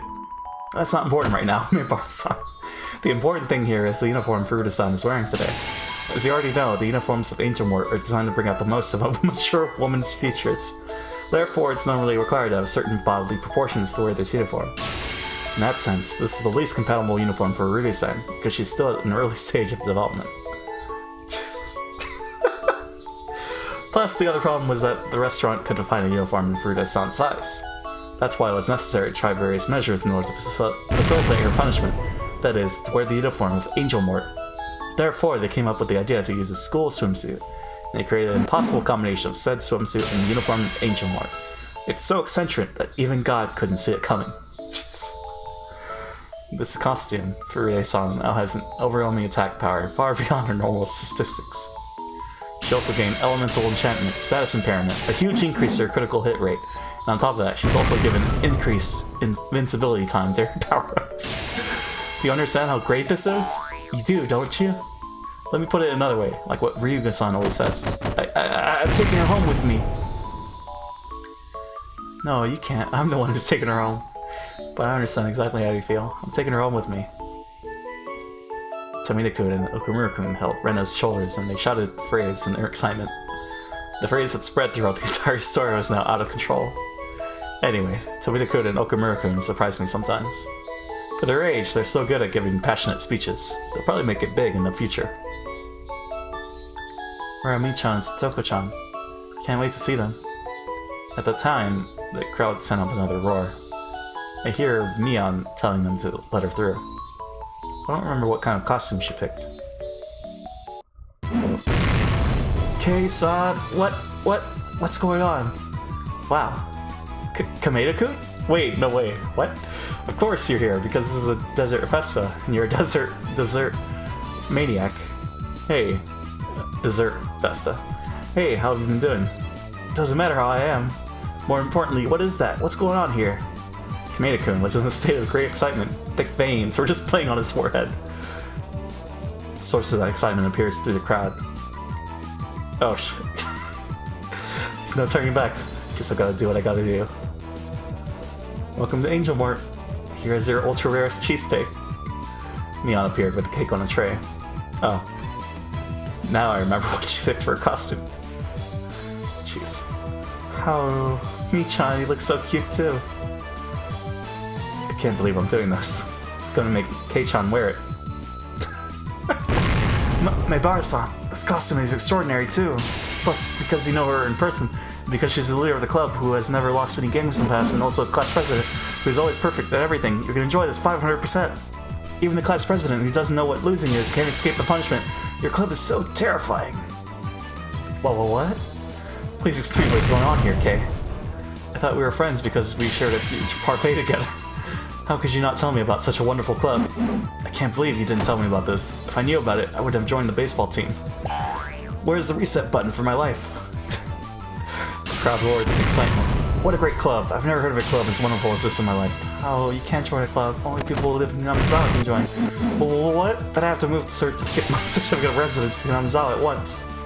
Stop there, Rena. The population of Yamazawa might double by tomorrow. 2,000 people. Anyway, it was a beautiful punishment, Kay. Costumes that make women look beautiful are like decorations on desserts. Shortcake, for example, is just a sponge cake if you take away its decoration. But if you decorate it with whipped cream, too, with whipped cream to enjoy the wonderful, mysterious harmony that layers and layers of beautiful decoration Great, you can enjoy it with both your eyes and your tongue. Oh, that's why this combination of sailor-style school uniform and gym shorts is wonderful. They're both ordinary school clothes, and each is tasteful in its own right, but let's put that aside for now. School uniform and gym clothes are in the same category, namely school clothes, but they've never been combined together. It's just like a strawberry daifuku. Nobody thought they'd taste good together. The combination actually brought an unexplored and unknown taste to this world. Is that Kameda? Let's say it. K-chan, he's calling you K. Didn't know you were friends with this pervert. Try my best not to be friends with him. So it was Kameda that was talking about? No, that was right, no, that's Keiichi. Back in back during chapter 5, right. Ooh, what is it? Oh god. It's Coach. That guy tumbled in and landed on his feet elegantly. It was Coach. How dare you? How dare you, Maebara-san? Coach glared at me in anger. He was breathing hard with a scary expression on his face. What do you mean? What did I do? That is what I'm talking about. Bang, bang, bang, bam! The moment of his scream, 3 different metal buckets fell on his head, one after another, and a Chinese walk finished the job. What? Well, at least that's fine. Well, I was prepared for this the moment my punishment was chosen. To see Satoko in a maid costume was like a matter of life and death to you. How... love Satoko-chan's costume. It's so cute. Taking her home with me. Won't let you do that. I'm gonna take her home with me or my name is not Ch.6 Tsumihoroboshi. No, no, no, no, no. If you try to sabotage my chance to take her home with me, you get these. How... Once Serena goes into cute mode, she becomes merciless. If a rock tried to sabotage her chance to take her favorites home with her, she'd break it into pieces. If it was a river, she'd fill up with sand. If it was a sea, she'd split in half like Moses did and walk through it. What? Coach got up from his feet like a zombie. I couldn't believe he could still get up after getting hit by all of her super fast attacks. That doesn't work on me. Ah, ouch, ouch. No, that doesn't work either. I'll get up no matter how many times I get beaten, as long as there's a maid in front of me. Why? Because it's the dream of mankind. Ouch. No matter what, I'm taking her home. How... Idia was down on the floor, his body twitching. Then I just hit him with a barrage at point-blank range. Anyway, this really is a sight to behold. I'm so glad I won this game. I won the game, but at the same time I'm scared to imagine how terrible it would have been if I lost. This is absurd. I'll have to wear this for the punishment. I cannot take it any longer. Satoko, your costume is a lot more decent than this old man's. Think wearing a maid costume is decent? You're completely messed up. Rena, stop drooling and sit here. It's the winner's right. To be served by the losers, remember? Oh. I don't know which one I'm taking home with me today. Oh. Hey, waitress, what's your recommendation today? What about this fruit parfait? The cream puffs are very good too. You can get refills of water as many times as you want for free. Rena's nose is bleeding because she got to keep the waitresses in cute costumes all to herself. I should actually thank her for acting crazy like that, because it made me look calmer than I really am. I was as excited as her, and my nose would be too if I wasn't careful. I now understand what a slack-jawed smile means. Ha ha ha. Hey, Rika-chan. I mean, waitress-san. Can you feed me? Sure. Jesus. Satoko, can you feed me too? And Mion, you massage my soldiers. Open your mouth. I hate this. Also alarm. Whoops. Hey, I told you to open your mouth. Damn it. Why do I have to massage your soldiers? This old man's service is gonna cost you. Gulp. The audience gasped at the sight. Bet Angel Mart has never had an event as exciting as this one. Every table had 4 people squeezed in together, but only Rena and myself were at this table. And 3 waitresses in cute costumes were exclusively serving us. They were giving us shoulder massages and feeding us desserts too. This had never happened before at Angel Mort, and it never will again. I see. They're waitresses. Then I'd like to have a glass of water. One of the other customers wanted to get a piece of the wonderful treatment and patted Mion on the shoulder. Oh, jeez. Hey, I'm sorry, but I'm not a waitress. Ask the real waitresses over there for a glass of water, okay? What? You're not a waitress? You can't serve me? That's right, we're not waitresses. We have no obligation to provide service to you. Stoko, me and I are here for the winners. It's not fair! All of a sudden, Kameda-kun screamed, starting to blame me. What do you mean it's not fair? It's not fair that Kei-san can do such wonderful club activities, and I can't. Not fair, it's not fair, it's just not fair. Hold on, we took a certain risk to earn this right. So this is fair. Well, we don't think it's fair either. Tomita-kun and Okamura-kun were standing behind Kameda-kun. First of all, you only won the game yesterday because you killed Mion-san for you. We felt sorry for you always having to suffer punishment, so we let you shoot us. You should appreciate our sacrifice. Oh, really? This is getting interesting. What do you think, Kei-chan? What do you mean? What do you want me to do? Well, Kameda-kun, Tomita, and Okamura. Why don't you challenge Kei-chan and Rena for the position of the winners? What? Nii-chan, what do you mean by that? What do you mean? They defeated many fighters and won a massive victory yesterday. I'm pretty sure a battle against these guys would be trivial, right? Kameda-kun clapped his hands with glee. Tomita-kun and Okamura-kun nodded in agreement. They looked fired up already. Damn it, I have to fight against them here? Now that I think about it, the game was a tie. It'll be fun to have the finale here with a few extra fighters. If you lose the game, you can join in on the punishment. Damn it. I hate it when you make it sound persuasive. What do you think, Rena? I'm fine with it because I'm gonna win. I'm taking them home with me. I wonder what kind of costume you'll have to wear. I'm taking all of you home with me. She sure is motivated. I could see Kameda-kun was ready to fight for the ticket to paradise at Angel Mort. My 2 underclassmen were also eager to have a chance to fight against the members of the club for the first time. Kyosuke Irie, reporting to volunteer for the game too. Yeah! Oh. Well.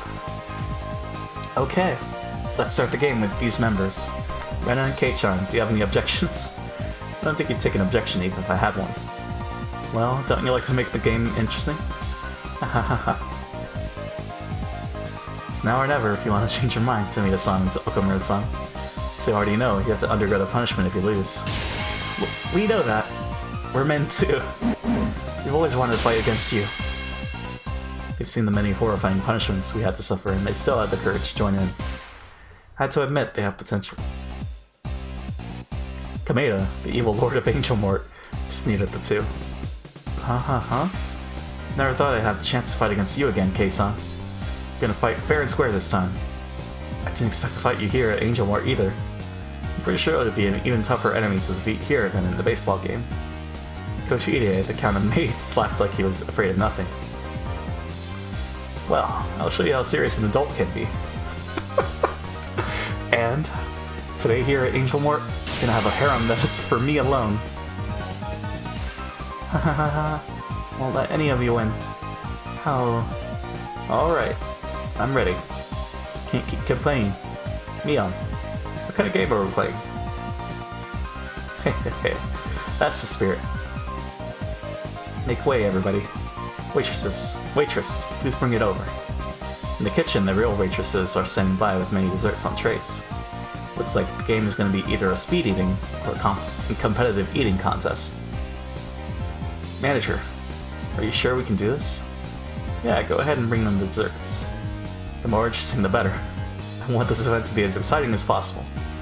The waitresses checked with their manager and started bringing in the desserts. The two of my underclassmen, Kameda-kun, Coach, and Rena, and I sat at a table together. A horrific amount of desserts was brought before us. We'll end to enjoy watching the cute waitresses placing desserts on the table, but right now I was in a fighting mood. Had no time for that. The audience surrounding her table seemed to have grown excited too. I bet it didn't even cross their minds that they would see a serious battle at Angel Mort today. But they didn't care, as long as it's fun to watch. Listen up. This is a competitive eating contest. Whoever eats the most within the time limit wins. We already know how heavy each dessert is, so we will calculate the total weight of desserts you ate after the game is over, and whoever ate the most will win. When the words competitive eating came up, Kameda-kun smiled evilly.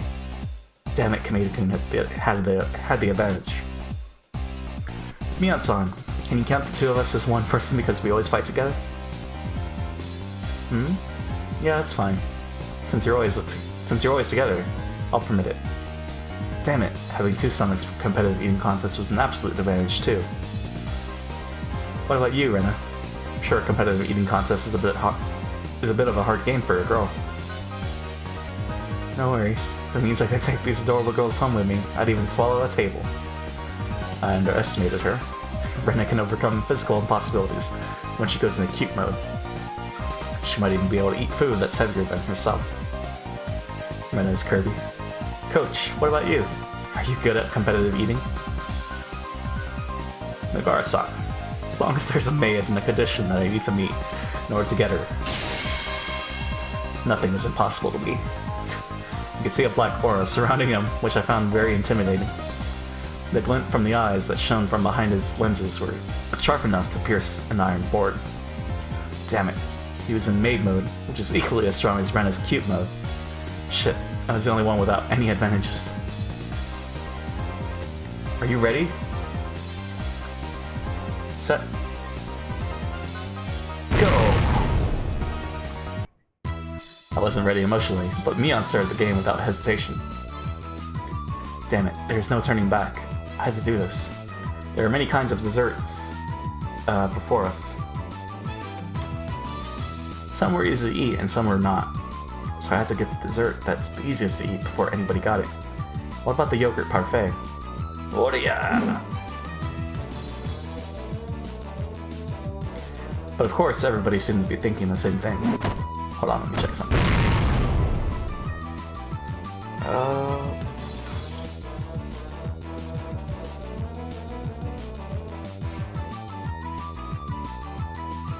Okay. Everybody reached out for the same dessert as fast as they could. White light flashed in front of our eyes and the parfait disappeared. My hands clashed with the others in midair. Haha, you're too slow. I got it first. How? When I took the parfait, she was literally as fast as lightning. Damn it, I knew it. There was no way I could beat Brenna in the opening move. Brenna took the parfait like a frog catching a fly with its tongue and swallowed it in a single gulp. She did all that in seconds. She's usually gentle and calm, but she's a totally different person right now. Really, it's terrifying. I see. I don't understand why people say women always have room for dessert. What? But in the special environment of Angel Mort, Kameda-kun wasn't far behind Rena. He grabbed a fruit parfait and swallowed it as if drinking beer from a mug. It looked very dynamic. Brr. Kei-san, you're wasting your time. You don't even have a 1% chance to defeat me in a battle at Angel Mort. Just watch me. Tomita-kun and Okamura-kun look at the extraordinary techniques Rena and Kameda-kun are displaying, but they seem to be very calm. They knew their advantage. As long as they kept a steady pace, they could eat more and eat faster than anybody else, because there are two of them. Rena and Kameda-kun were eating very fast, but they might slow down in the middle, so this is gonna be an unpredictable race. Son of a bitch, I won't lose this game. I shoved my dessert into my mouth, kept eating, I just kept eating. Ow, ow, ow. Damn it, my mouth got extremely cold when I swallowed a ball of ice cream. How could the others do this so easily? There's an idea. I should melt it first. I could use some kind of heat to melt it first, then drink it down. Plus, it would also be easier for my stomach to take when it's not so cold. But how should I melt it? It would take too long to use body heat, and I didn't have any other source of heat with me. Waitress, can I order something? I'd like to have hot coffee. Could you bring it to me in a big pot instead of a cup? Coach! Nagara-san, You're too slow. I also got the idea to melt it with heat. No, damn it. It was one step ahead of me. I could order hot coffee too, but I'd still be one step behind it. I have to come up with something to melt my ice cream faster than hot coffee. Oh. Calm down, Maebara Keiichi. Think hard. Keiichi-kun held his head. Wait, what? Keiichi-kun held his head, screams that line, and bent his neck backwards. When he gets like this, he always speaks everything that's on his mind. It's very fun to listen to. I had to concentrate. I needed to win this game. Is this from Rena's perspective? I was gonna keep eating as much as I can and take all of the adorable girls home with me. Oh, it is from Rena's. Interesting. I was having so much fun. I was so thrilled that I felt like my heart was about to burst. Might have been acting totally uncute, but I didn't care, exactly because I was having so much fun. Mii-chan always comes up with such extraordinary games. Satoko-chan loves to play pranks. Rika-chan is very sneaky, but it's impossible to hate her. Keiichi-kun is always so funny. I enjoy every day. I wish I could express how much I really do enjoy them better than by saying how happy I am. Sometimes I even feel anxious because I enjoy every day so much. Is this when we switch to Rena? Oh yeah. There's as much misfortune and pain as there is happiness and pleasure in this world. And I know very well that they all come to you regardless of how hard you try. You'll have happy days regardless of how hard you try. You'll have unhappy days regardless of how hard you try. But that doesn't mean that you don't need to try hard. I can try to make my happy days even happier and last longer. In the same way, I can try to make my unhappy days happier and end faster. I struggle very hard to achieve that. That's why I'm going to enjoy the happy days I have now as much as I can. I must not take them for granted, because they won't last forever. They won't. One day, all of a sudden, these happy days will come to an end. I know it. That's why I was trying to enjoy the happiness I received today, so that I wouldn't regret it, even if the world ended tomorrow. I noticed my hands stopped moving while I was thinking about these things. And spending time with my friends, I feel so happy that my heart might burst. I even love doing the punishments. They're fun for me. I have friends. I have a place where I fit in. I have time in which to be myself. I have a me that I love. I love everybody. I love Mii-chan, Satoko-chan, Rika-chan, and Keiichi-kun. I love everybody in my class and everybody in Okadamiya. Rena has discovered /me. Oh? Rena stopped eating. Guess she went too fast in the beginning. Okamura, this is our chance. We can defeat Ryugu-san. All of you, you're just wasting your time. Think you can defeat me at Angel Mart? You're too naive. Rena-san, come on. I'll never forgive you if you let Coach win. I'm not gonna let anybody win. I could even swallow the Pacific Ocean if you ask me to. What's wrong, Rena? Are you getting full? Guess you just have to watch my come from behind victory now. Am I right, everyone? Is that good too? Yeah!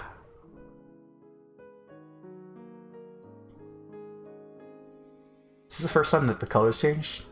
I think so, right? Rena, what's wrong? I left the table. Or the color of the text, I mean. Hahaha, excuse me. I have to go to the bathroom. I was just so happy. I didn't care who won or lost this match. Of course, it's more fun when I go crazy to try and win. But I could never be happier than this. If I could seal this happiness in a piece of crystal, carry it around with me in my pocket, and use it as heat to ward off the cold of hard days that are certain to come to me. I know they will. You're not truly happy when you feel happiness. When you're bored with happy days and don't even realize that you're happy, that's when you achieve true happiness. You only truly feel happiness when you're in a freezing cold environment. That's the only time your heart can feel the warmth of even a small happiness. On my way to the bathroom, I saw a waitress and a customer arguing at the register. The customer was a woman. The waitress was trying to explain that the lady needed a ticket to get a seat because the restaurant was holding an event today.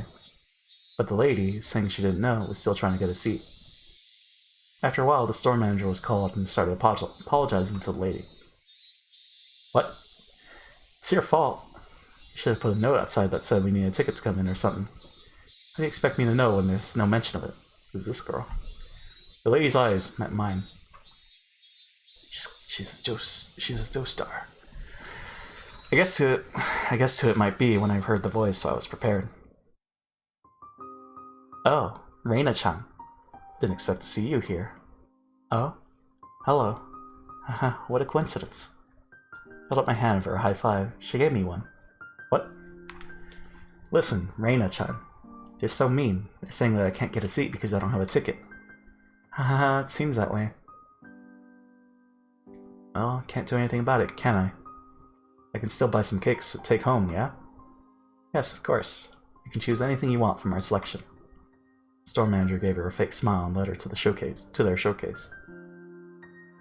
I like this cute one. I think he likes simple ones like shortcakes. Hey, Reina-chan. What would you like? What, me? Are you buying me one? How? You really like cakes, huh? You can get whatever you like. Well, obviously she's not a friend because she's saying Reina. Then I don't know. I'll take a shortcake as well. Really? There's so many other cute ones. Everything looks so good, but shortcakes look the best. How? Okay. Give me 2 shortcakes and 1 petite. Trianon? Trianon? What? We're taking them home. She imitated the smile I usually made. I replied with the same big smile. Then I smelled the strong scent of her perfume and it made me sneeze. Oh, are you sick? Rina-san's perfume and I never seem to get along. Rina?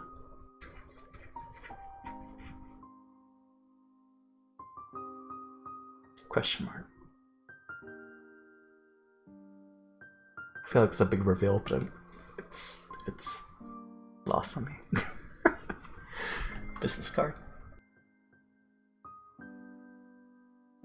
Perfume and shortcakes. Well, let me take a sip before we do the tip.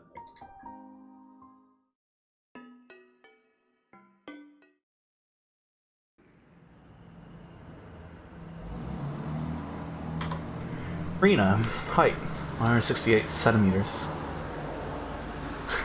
I'm gonna check that.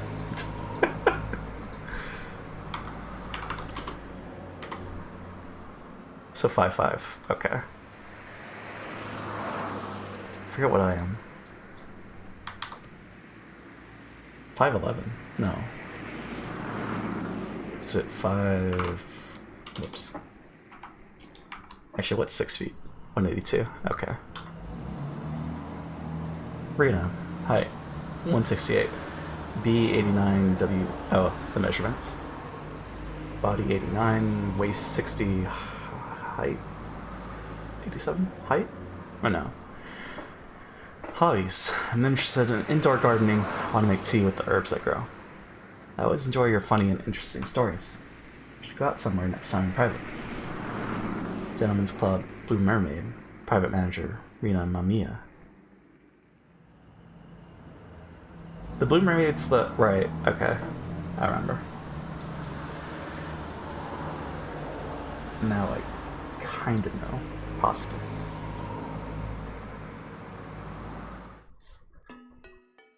Yeah, isn't it Teppei's mistress?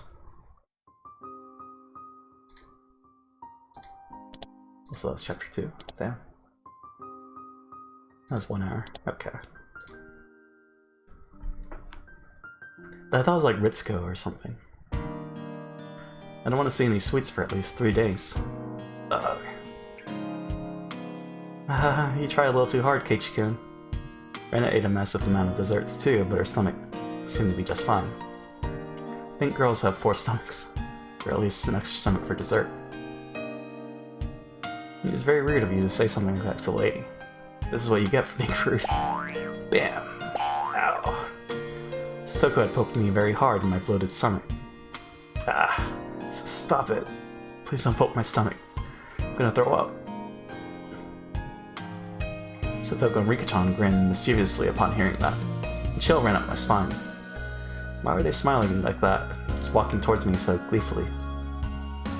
So we're gonna switch between Rena and Keiichi. Gotcha. No, stop it, you cold-blooded demons. Oh, this is a once-in-a-lifetime opportunity. Do you really think I'd let it slip away? Neat. Your bloated tummy is in danger, Keiichi. Your big wiggly tummy is so cute. Stop it. No. Rena joined Satoko and Rika-chan in torturing me. We were still making a lot of noise outside the restaurant.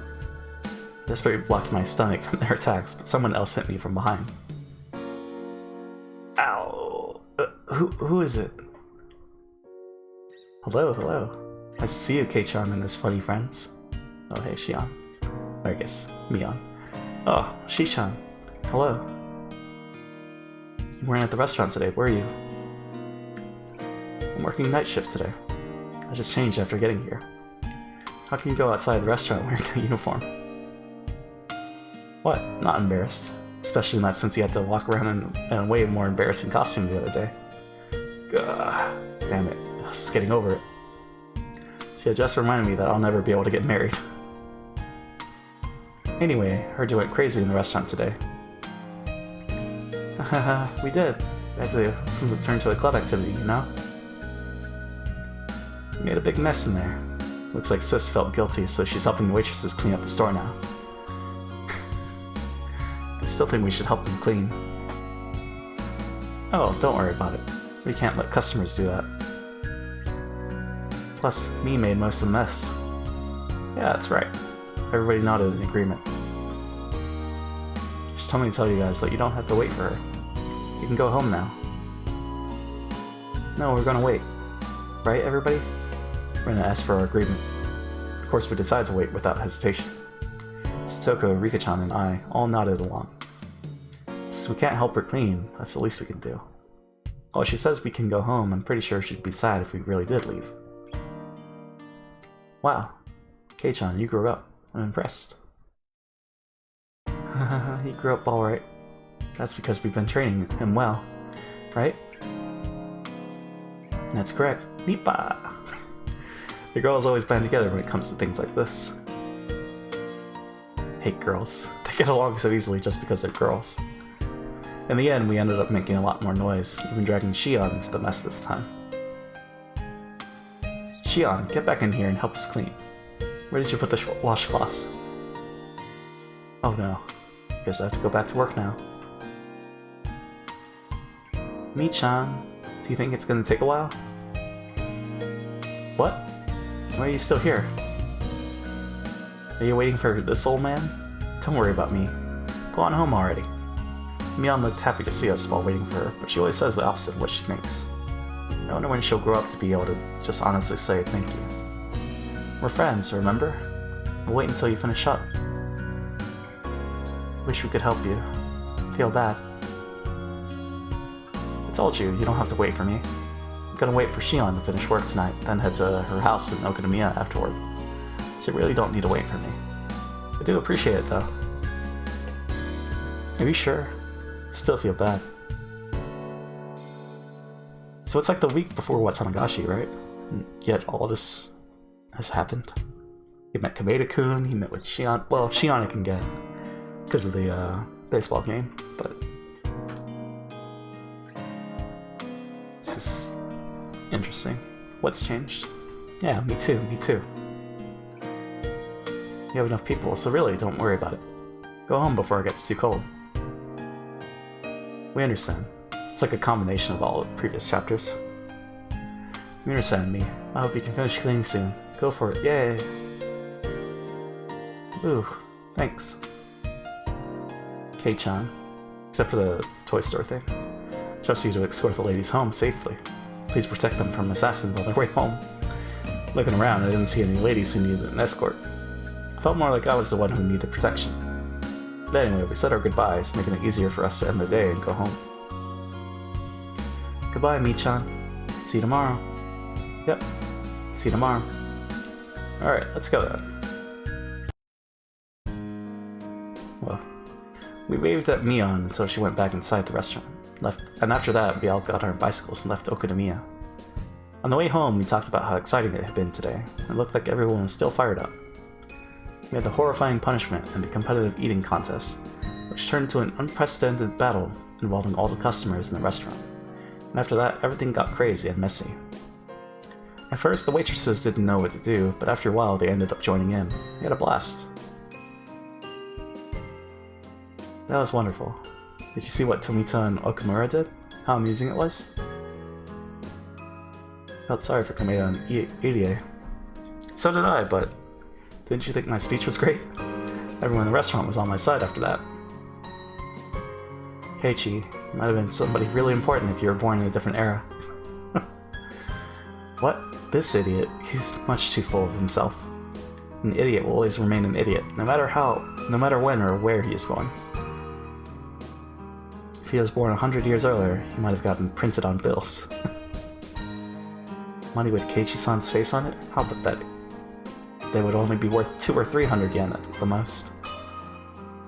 Stoko and Rika-chan kept up their continuous chatter. I was a bit tired after the day's event, so I just listened quietly. I noticed the wind was getting colder. Shadows were getting longer as well. Stoko and Rika-chan still had a lot of energy left, but what about Rena? She'd been very quiet. Maybe she also had a stomachache from eating too much. I looked at Rena to see. However, I was wrong. Rena was... I didn't really know how to describe it. She looked very satisfied. She looked like she really did have that much fun. She looked like she was as happy as she could ever be. I could tell all that without her saying a word. When I looked at her, it made me realize that the word fun wasn't enough to describe what we did today. It seems like we had a lot of fun. What about you, Keiichi-kun? I had a blast too. Wish we could have as much fun tomorrow and the day after tomorrow too. I feel the same way. Wish from the bottom of my heart that the time we spent in the restaurant today would last forever. Wow, that's kind of poetic. Don't you agree, Keiichi-kun? Rena didn't notice that I'd made fun of her. Might have been a little tactless. Suddenly I regretted having said it. I totally agree with you. But, you know something? Today's not the only day that's filled with happiness. A cool wind blew through her hair. She smiled at me, and for some reason, she looked very mature. Her appearance made my heart skip a beat. Every single one of our days in Yamizawa is wonderful, precious, and irreplaceable day full of happiness. Including the boring days when our club activities get cancelled. Rena, you think about things in a very mature way. No, I don't. Honestly, I'm still not done playing around yet. Maybe it's just because I'm still excited. Rena laughed, and that made me laugh too. Stoko thought we were laughing because we said bad things about her. He started bugging me about it. Once again, we made a lot of noise, like we always do. Well, Stoko and I are taking this turn here. Rika, why not walk with them a little further and turn where the back of the store is instead? Did you forget our night light burned out? I thought that it's too dark for us to sleep. Oh, that would be quite the problem. Oh, I see. You need to go to Makino-san's general store. Then I guess we'll say goodbye here. You better take this turn, or do you have to go a long way around? Makino-san's general store. Oh right, that's where it is. They wanted to make a stop at the store before going back to the shrine. Turning here would be the quickest way. Okay then. Bye, Rika-chan. Bye, Satoko. I'll see you tomorrow. See you tomorrow. Farewell, Keiichi-san. Farewell, Rena-san. See you too tomorrow. Bye-bye. Rika-chan and Satoko waved at us many times, then took the narrow path through the field. Once the noisy girls were gone, it went especially quiet all of a sudden. It even made me feel as if the sun had set in an instant. You can see my house by now, which everybody called the Mimaro Mansion.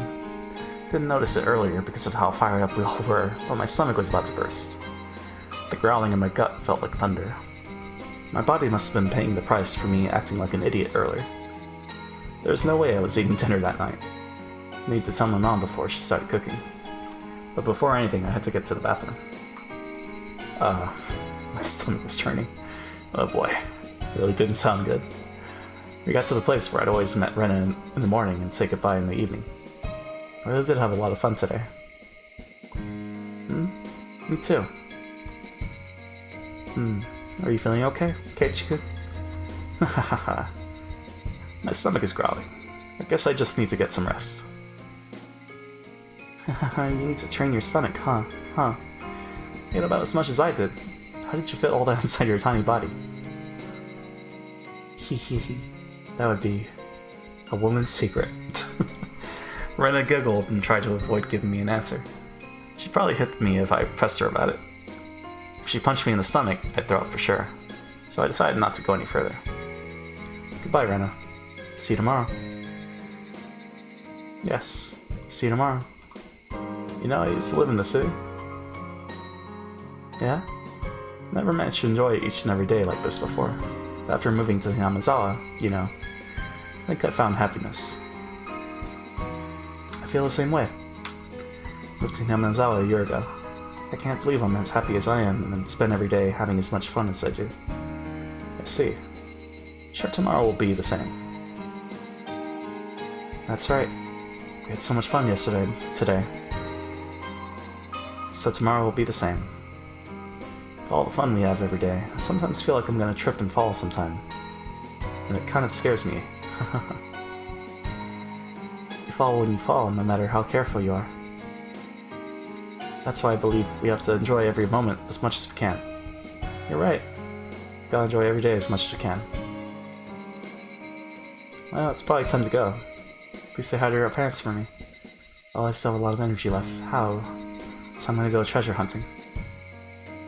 What? Are you going there now? Sure are resilient.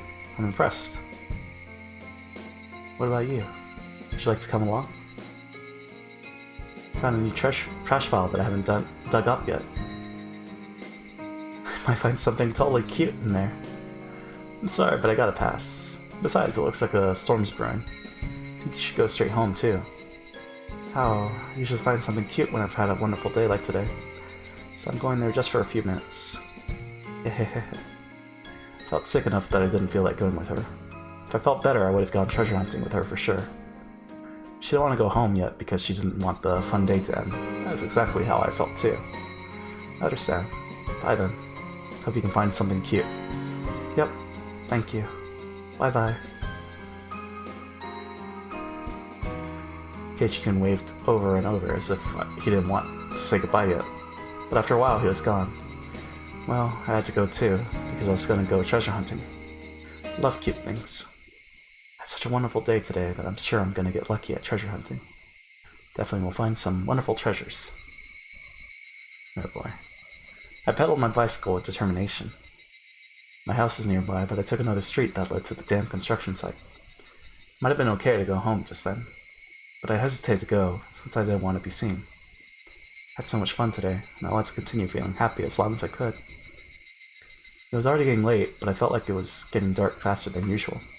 Just like Keiichi-kun said, the clouds in the sky were growing darker. It might start raining hard. But that doesn't mean I have to go home already. Stop it, Rena. You had so much fun today. You have to stay happy as long as you can. I'm happy. I enjoy every day. Rena, say it. Say the magical words. How? Don't be embarrassed. You're not dumb or anything. Might be able to enjoy every day even more if I were dumb. If so, dumb is what I'd want to be. How can I find something so cute and take it home with me? There, I said it. I'm sure I can find something cute. As long as I believe it's cute, anything can be that way. You should fill my heart with happy memories of today and yesterday. I should look forward to the happiness I'm going to receive tomorrow, the day after tomorrow too. Man.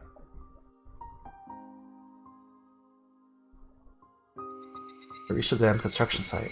A mountain of trash loomed before me. I parked my bicycle and walked down the mountain of trash and scrap. This place is my castle. It would be incredible if anyone else came to this mountain of trash. I've come here many times and I usually stay for a long while, but I've never seen anybody walk by. This place is the village's blind spot. I heard that many people came here all the time during the dam wars, but it was abandoned after that. The villagers no longer need to come here, and some people even forgot about it entirely. Seems like they dump trash here at midnight. but I've never seen a truck actually dumping trash at least. They dump new trash more often. It gave me more time to kill. But it looks like it's not going to happen for a while. She doesn't want to go home. Also, I think you were dating, right? I walked down the slope of the trash pile, all the way down to the bottom, headed behind another pile. Nobody ever comes here. I've come here many times and I usually stay for a long while, but nobody has ever come to mess up this place. Not even the other kids from my school come here. They all believe that the armed manager of the construction site is buried somewhere in the trash piles. And they also believe the whole place is haunted. They told me that a ghost with one arm still wanders around here, looking for his missing limb. Sadly, I haven't seen the ghost either. Not scared. In fact, I'd rather like to meet him. Wouldn't mind helping him find his arm. If he's feeling lonely, I want him to be my conversation partner. Oh. There's a station wagon buried in the trash pile. Doesn't have tires, but other than that, it still looks like a station wagon. The station wagon is my secret hideout.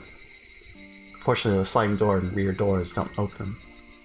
So, whenever I want to get in, I have to enter the car from the passenger seat and crawl into the back from there. Of course, I take off my shoes at the passenger seat. When you look at it from the outside, it's just a dirty, abandoned car. But on the inside, it's nice and clean because I had swept it out and decorated a little. That took me a long time. The back seats are lying flat because I wanted to have as much space as possible. I found a mattress in the trash pile and put it into that space instead. It was a bit dirty, so I brought a bed sheet from home and covered the mattress with it. Put my favorite cushions on top, and with that, it turned to a perfect bed. Put cushions and stuffed animals everywhere. That's not all. Look at this. I have a bunch of sweets here too. What? I have a bag of fruit candy in 4 different colors, and some cookies, but they're going bad. I'll have to throw them away. My bear-shaped water bottle is empty. Bear-shaped water bottle, huh? When I come here to spend some time on Sundays, I usually bring this water bottle with some sweetened tea in it. I have a box of tissues, a flashlight, extra batteries, and other daily necessities in here. I also have a few books to read in order to kill some time while I'm at it. And I have this. What do you think this is? Look! Ta-da! My hideout is suddenly lit up, thanks to the table lamp. There's an electric outlet on the side of an old nearby construction office. Thought they'd have cut the power years ago, but to my surprise I was wrong. Electricity is still being supplied to the outlet. It's a little weird. When I found tons of extension cords, I came up with the idea to connect them all and make the electricity come all the way to my hideout. Now I can spend time here comfortably with some sweets, books, and lights. If I wanted to, I might be able to spend a night here. But I may catch a cold since it gets very cold at night. See? It's a very nice hideout, isn't it? At first I thought somebody would find it and mess with it, but that hasn't happened so far. It's because nobody comes here and everybody forgot about this place. That's how this place became my perfect secret hideout. Fortunately, I ate so much today that I'm still full. I can tell them that I was playing with my friend at her house and ate dinner there. I'm gonna stay here for a while and relax. I'm gonna treat myself. I loved the water gun battle yesterday. My heart had been pounding when I fought one-on-one with Keiichi-kun. I also had great fun at Angel Mart today. I never experienced such a crazy game with so many people in my life. I was still feeling the after effects, and I was sure I'd have a dream about it tonight. That was why I wanted to bask in these happy feelings. That was why I'm going to treat myself in here. I should take off my shoes and stretch my toes. I should cherish the time when I can be myself. Once I took off my shoes, I felt so relaxed that I didn't want to put them on again. I played all day today. I was very tired. The treasure hunt could wait. As it got darker, the light of the table lamp became encouraging. It really was getting dark faster than usual. All of a sudden, I heard the sound of raindrops hitting the roof of the car. Pitter-patter, pitter-patter, pitter-patter. The interval between drops got shorter and shorter. When it became a continuous sound, I began to hear thunder. Even though it was raining heavily, it remained very quiet inside the car, making me feel like I was in a different world. It's my castle, after all. It felt a bit cold, so I unfolded my big blanket and hid under it. I'm here alone, under the warm blanket that has my scent. Even though nobody knew where I was at the moment, I feel like I was left alone in the heavy rain. Still feel secure and free from anxiety for some reason. Felt like this heavy rain was keeping my enemies away from my castle. Liked it that way.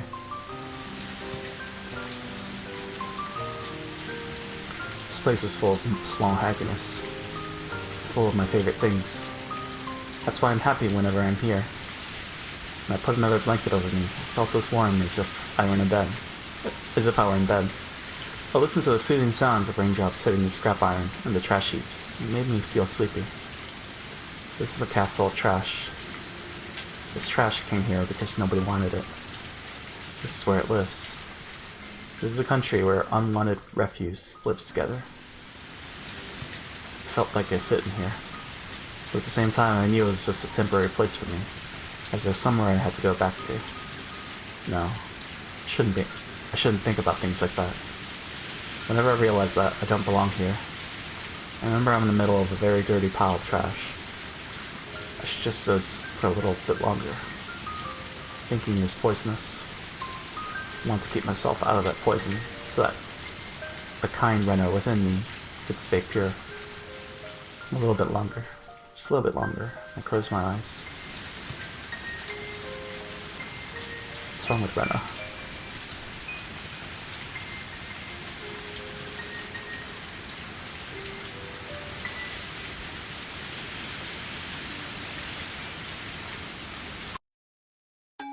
Apparently we dropped some frames.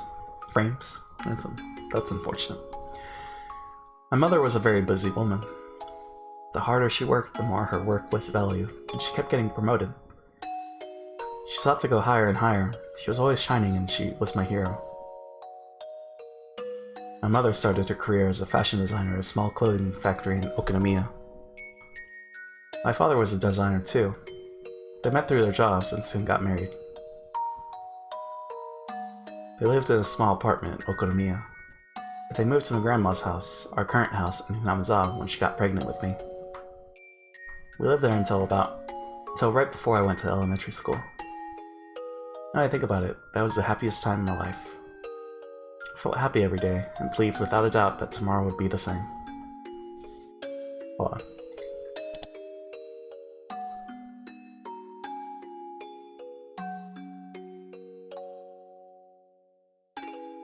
So, fashion designer. Okay. Felt happy every day and believed without a doubt that tomorrow would be the same. I was so happy that I took it for granted and didn't even feel the happiness. I really did feel happy every day. I was small at that time and didn't really understand what was going on, but it seemed like the company my parents were working for was having financial difficulties. So my mother and a few other young designers started talking about leaving the company and going independent. After many things happened and the situation grew complicated, they got an offer to work at a big design firm in Ibaraki, and they took the offer. At that time, I heard my mother saying many difficult words like limited partnership and business alliance, but in short, what she wanted to do was move to Ibaraki. My mother and her peers were hired because their talent and experience made them immediate assets at their new company. However, my father wasn't one of them. Unfortunately, my father wasn't as talented as my mother was. So moving to Ibaraki meant that my father had to give up being a fashion designer. My mother's new company had high expectations of her talent and promised her a responsible project. She didn't want to waste her growing talent and passion by living in a rural town like Hinamizawa. So my mother convinced my father to quit his job and move to Ibaraki to support her and to help her build her career. Back then, moving meant that I had to say goodbye to my close friends. Didn't want to move, and I kept crying about it. After we moved to Ibaraki, my mother was a big success. Not only did she have great leadership skills, she was full of energy, and I believe she made the best use of her talents to succeed. She came home late every night and barely had any days off. When she had a big project, she often stayed entire nights at her office. When she came home, she always looked fulfilled and wore a happy smile that she had never worn when she was in Yamazawa. She was shining, and I remember I always wanted to shine like her when I grew up. On the other hand, my father wasn't doing so well. He couldn't find a job as a fashion designer, so he took a clerical job at a small company, but he kept changing positions. He couldn't use the experience that he had cultivated, and it was very hard for him. But he was very understanding. He started to take care of things around the house for my mother, who got busier and busier, having one project after another. He cleaned the house, did the laundry, and came to my school events. However, he couldn't cook. He did cook rice, but he always bought side dishes from a grocery store. We ate dinner without my mother more and more often. I guess she's busy again. Every time I said that, he always told me, "Your mother is working very hard, so let's support her, Reina." That was what he always told me. I decided to help my father with the cooking. I thought it was a good idea to learn how to cook, since he wasn't good at it. Whenever my mother cooked, I helped her and tried to learn how to cook from her. She apologized for not having enough time to cook for us, but she was happy that I was learning. I think I wrote in my school yearbook that I wanted to be a clothing designer in the future, just like my mother. But apparently I lacked my mother's exceptional sense of style. She used to tell me, "Taste is something that you're born with, not something that you cultivate." I remember I was discouraged to be a designer because of that. That was why I decided to reach her by getting better at things that she wasn't so good at, instead of trying to be like her. I wanted to be good not only at cooking, but also at doing things around the house, such as cleaning, doing the laundry, and grocery shopping. I remember my father was really happy that I did all that for him, because he wasn't good at it at all. He couldn't find a job and he spent a lot of time at home, so he seemed to enjoy spending time doing the housework with his daughter more than anything. I started to become better and better at filling in for my mother. She started to get too busy to do any of the housework at all, and she moved on to a more responsible position at her job. She took me out to many places as if to compensate for leaving me alone all the time. She used to say, "Let's go eat something delicious without telling your father," and took me out to a restaurant. She took me to high-class restaurants and amusement parks. Sometimes it was only me and my mother. Sometimes it was with her friends from work. She took me to a beach barbecue one summer with those friends. I was introduced as her daughter, and every one of them pampered me. What about the dad, though? I still remember there was this one guy who particularly doted on me. He was a good-looking young man. I called him Uncle once, and he got mad at me. He was nicely tanned with dyed brown hair. This young man often came with us when we went out. When my mother took me somewhere, she usually made several phone calls for her work during the day, and sometimes she took me out to a place where she could also do her work at the same time.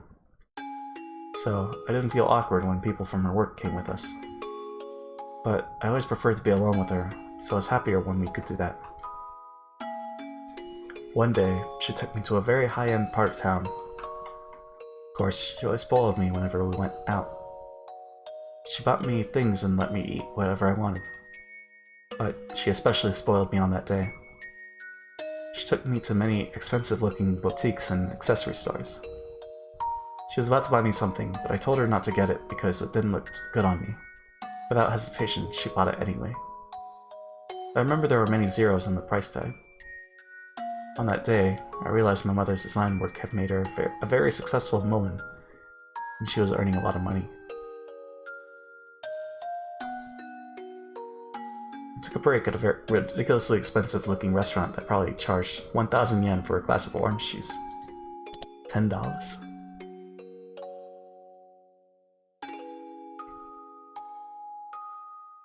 Damn.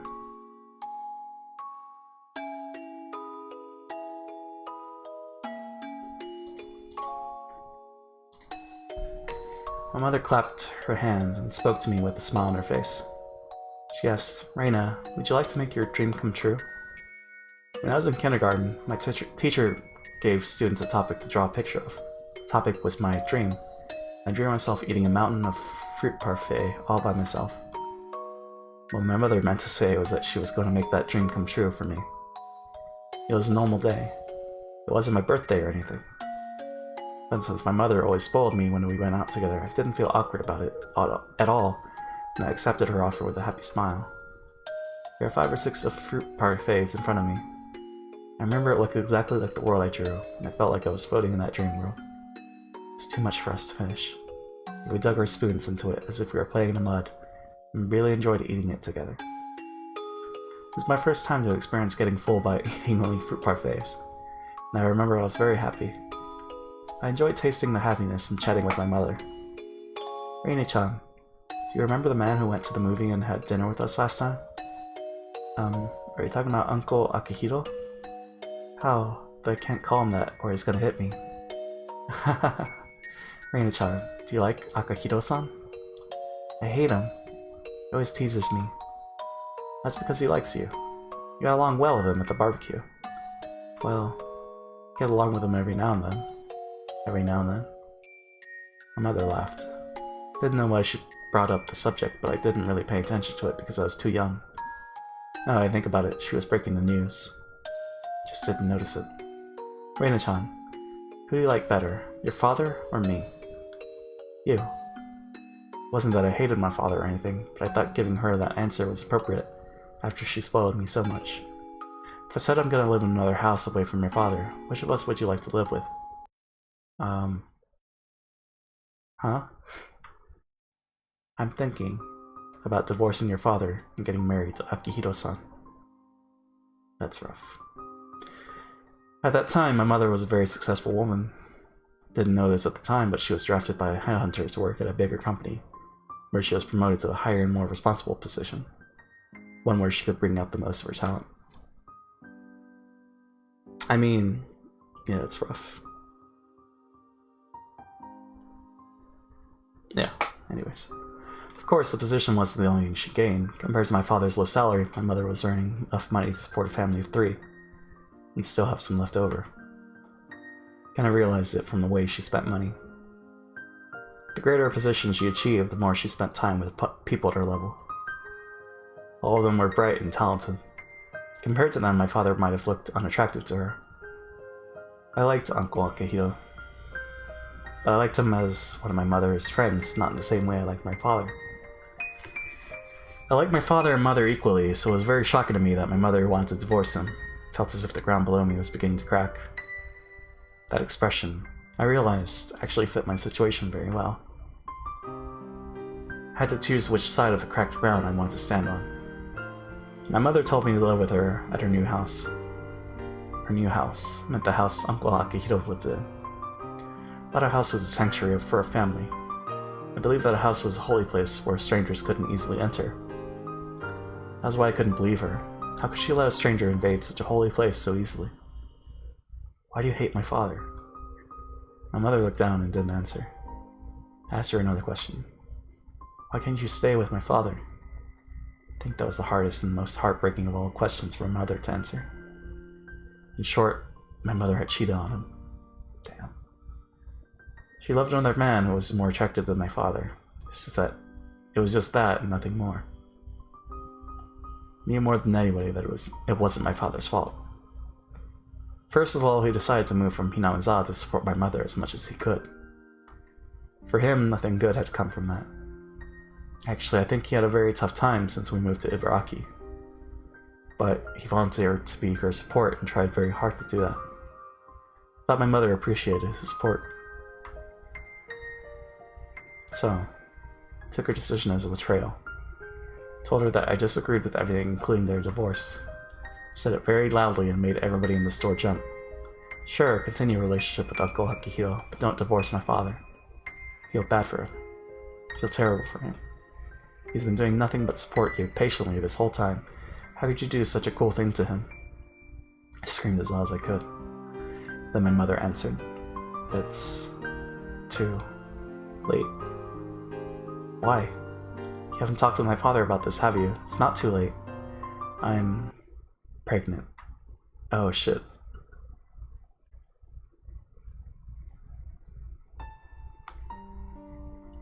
I don't know whether my mother actually told him about the divorce in person. A middle-aged woman who called herself a lawyer came to the house several times to talk to my father on my mother's behalf. She sometimes called him too. My father begged the lawyer to let him speak directly to my mother many times, but it never happened. I could tell by the way they talked that he had no clue when my mother told him she wanted a divorce. Well, again, I'm not even sure if she told him in person. The lawyer told him not to meet my mother, not to call her at work, and many other things too. To top it all off, she told him not to see my mother ever again. He wanted to talk to her. He called some of their mutual friends, but he only found out the name of the guy she was having an affair with, nothing more. He asked me, "Do you know the guy?" I told him, "I do." I also told him that he was a funny guy and had given me candy many times. Never forget how he looked when he told him that. He hit me for the first time. Oh jeez. He hit me so hard that his hand stayed on my cheek for a while. Then he fell on the floor and cried loudly. And then I started to cry too. Didn't cry because he hit me. Uncle Akihito was kind to me, so I liked him and talked to him out of courtesy. No, that wasn't it. Girls had to be kind to everybody. Oh my god, JP, this bitch is heavy. Yeah, it's a little heavy topic. Or are you talking about the table? What's heavy? No, that wasn't it. Girls had to be kind to everybody. That's what I thought. But I was wrong. I learned in this world that there are people who you should be nice to, and enemies you shouldn't be nice to. The enemies are the ones who would destroy my life with their very existence. The desk. Trying to carry it now. Gotcha. Oh god. Whether they mean to harm me or not doesn't matter. They're like weeds growing in a flower bed. Dandelions are innocent, but they take all of the nutrition for the tulips from the soil. That's why we have to pull them out. Dandelions did nothing wrong, but they're the enemy. Enemies are bad people. That guy was a bad person. I shouldn't have accepted him. I should have rejected him with everything I had. By doing so, I might have been able to disrupt their relationship. By doing so, I might have been able to make my father feel like their relationship was not going to work. If I tried to do so, my parents wouldn't have had to break up. My father and I cried together, but we cried for different reasons. So do you have help, Gus? Or are you doing it all by yourself? He must have cried because it happened so fast and didn't make any sense to him. I cried because I regretted that I let it happen when I had the chance to prevent it. My father stroked my cheek and opened his mouth to apologize, but he couldn't speak and just cried with me.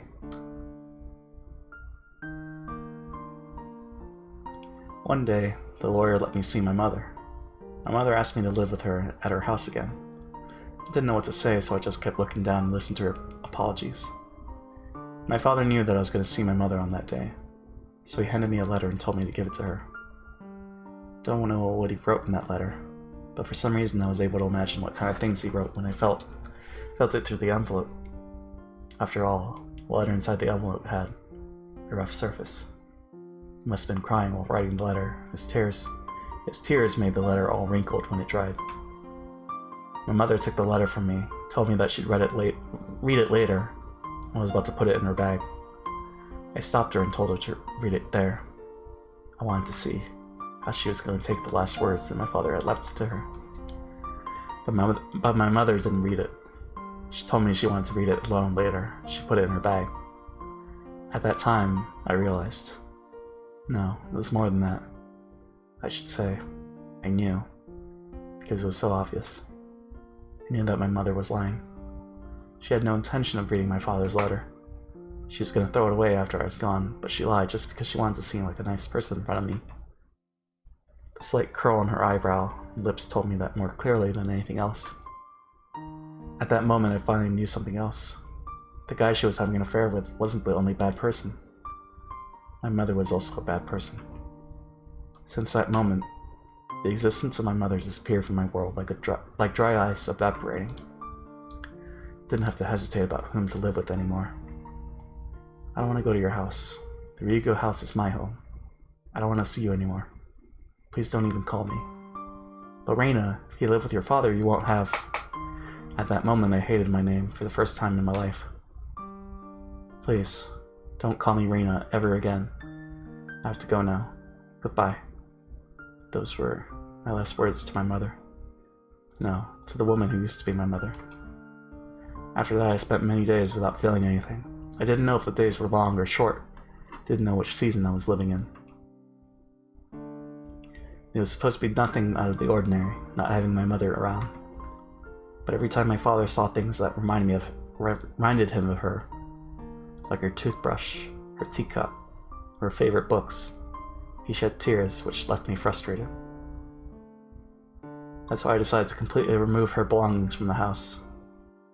She roughly threw her things into a black trash bag. I started to do so frantically. By the time I knocked down her wardrobe, threw her music box hard on the floor, and broke her mirror, my mind was already not working properly. When I try to remember what happened after that, I feel disoriented. That's because the pills the doctor gave me back then made me feel disoriented and lethargic every time I took them. Seems that dullness hit me especially hard. Since every time I try to remember that time, it makes me feel disoriented and lethargic, just like the pills made me feel. It destroyed everything that smelled like my mother. But the thing I wanted to destroy the most might have been myself. Even after I threw all of her belongings away, I still couldn't stop feeling regret, and decided to blame myself in the end. Maybe I was thinking that I wanted to do damage to her reputation and successful life, but destroying her daughter, destroying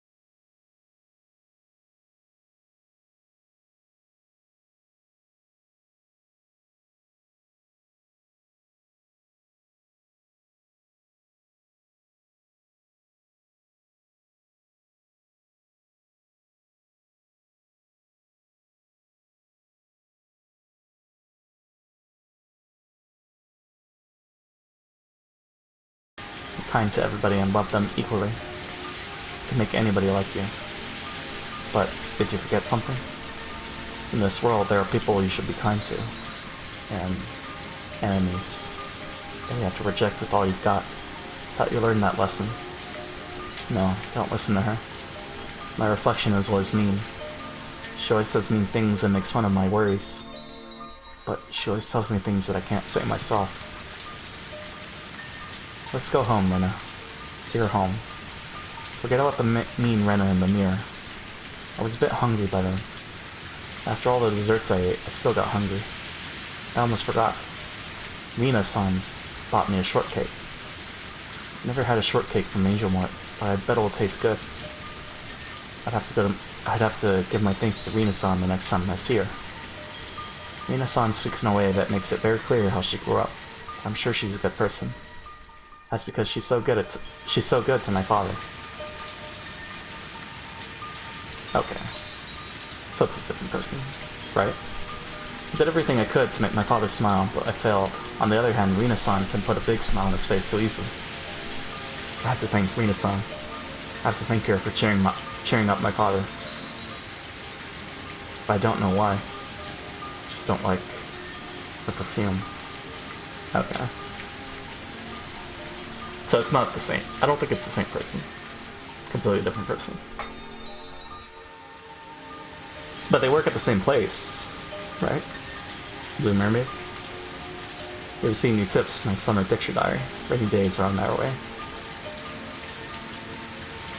Don't call me Reina. That's not a creepy smile at all. Oh, man. Alright. Let's see the tips. I think, yeah, we're gonna call it here, actually. 3:55? Damn. Felt longer, but also... Yeah, let's read the tips. Today I went to a swimming pool with my mom. Uncle Akihito came with us too. I don't like him because he's sometimes mean to me, but he's a very kind and funny old man. He told me to call him Daddy for that day, because he was going to play with me at the pool like he was my daddy. My mom called him Daddy, so I did too. Uncle Akihito looked very happy and gave me a lot of money. My mom looked very happy, and made me happy too. I want to play with him again. Hope my dad can come with us next time. Damn. Rainy days are on their way. I opened the window, placed my cushion nearby, and prepared to enjoy the weather. But she came over and disrupted my peaceful evening. She always ruins my time of solitude. You look pleased. Oh, that's right. We ate lots of your favorite sweets today. This girl loves sweets more than anything. I like them too, but I can't eat like she does. It can be heartburn if I ate them out she ate today. She seemed to be very happy, so I'll leave her alone for a while. I've been making my favorite hot and salty food for the past few days, so she must be quite pleased today. It was a very fun day for me too. I just wanted to enjoy the memory of the excitement I felt today by sitting here quietly, enjoying the sunset. When I looked up at the sky, I saw some thick clouds forming there. The wind was a bit cooler than usual. It might start raining soon. People say that when deep-sea animals come up to the shallows, it's a sign of a big earthquake or a tsunami. I saw a very rare fish that dwells in deep water in the shallows today. Just as the ancient stories of sea monsters say, people hate deep-sea animals and tend to interpret them as omens of a disaster. It didn't matter if they showed up alive or dead. I said something interesting just now. Even if they showed up alive or dead, it was an omen of disaster. Oh, might start raining soon. Yeah, I know. You don't have to tell me. I'll get the laundry. Grabbed a basket and went outside to take the laundry in. Clouds are getting darker. Normally like rain, but I didn't think I'd enjoy it today.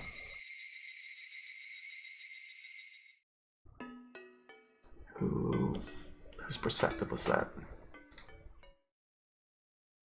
Yeah. That's gonna be the stream. That's chapter 3? Oh, okay. So we'll start with chapter 4 tomorrow. Okay. Well, this is fun. finished chapter 5, we started chapter 6. Things are already off to an interesting start. And chapter 5 had a interesting start with the St. Lucia breakout, but then yeah, it didn't pick up until right, no, I guess when they met Satoshi. But anyways, thanks everyone for hanging out. Don't think there's any shoutouts, but we can raid someone. So let's go raid Effie, who's playing A Hat in Time. Yeah, that'll be it for today. So have a good one. Catch you guys later. Have a good one. Oh, I already said that. Anyways, bye.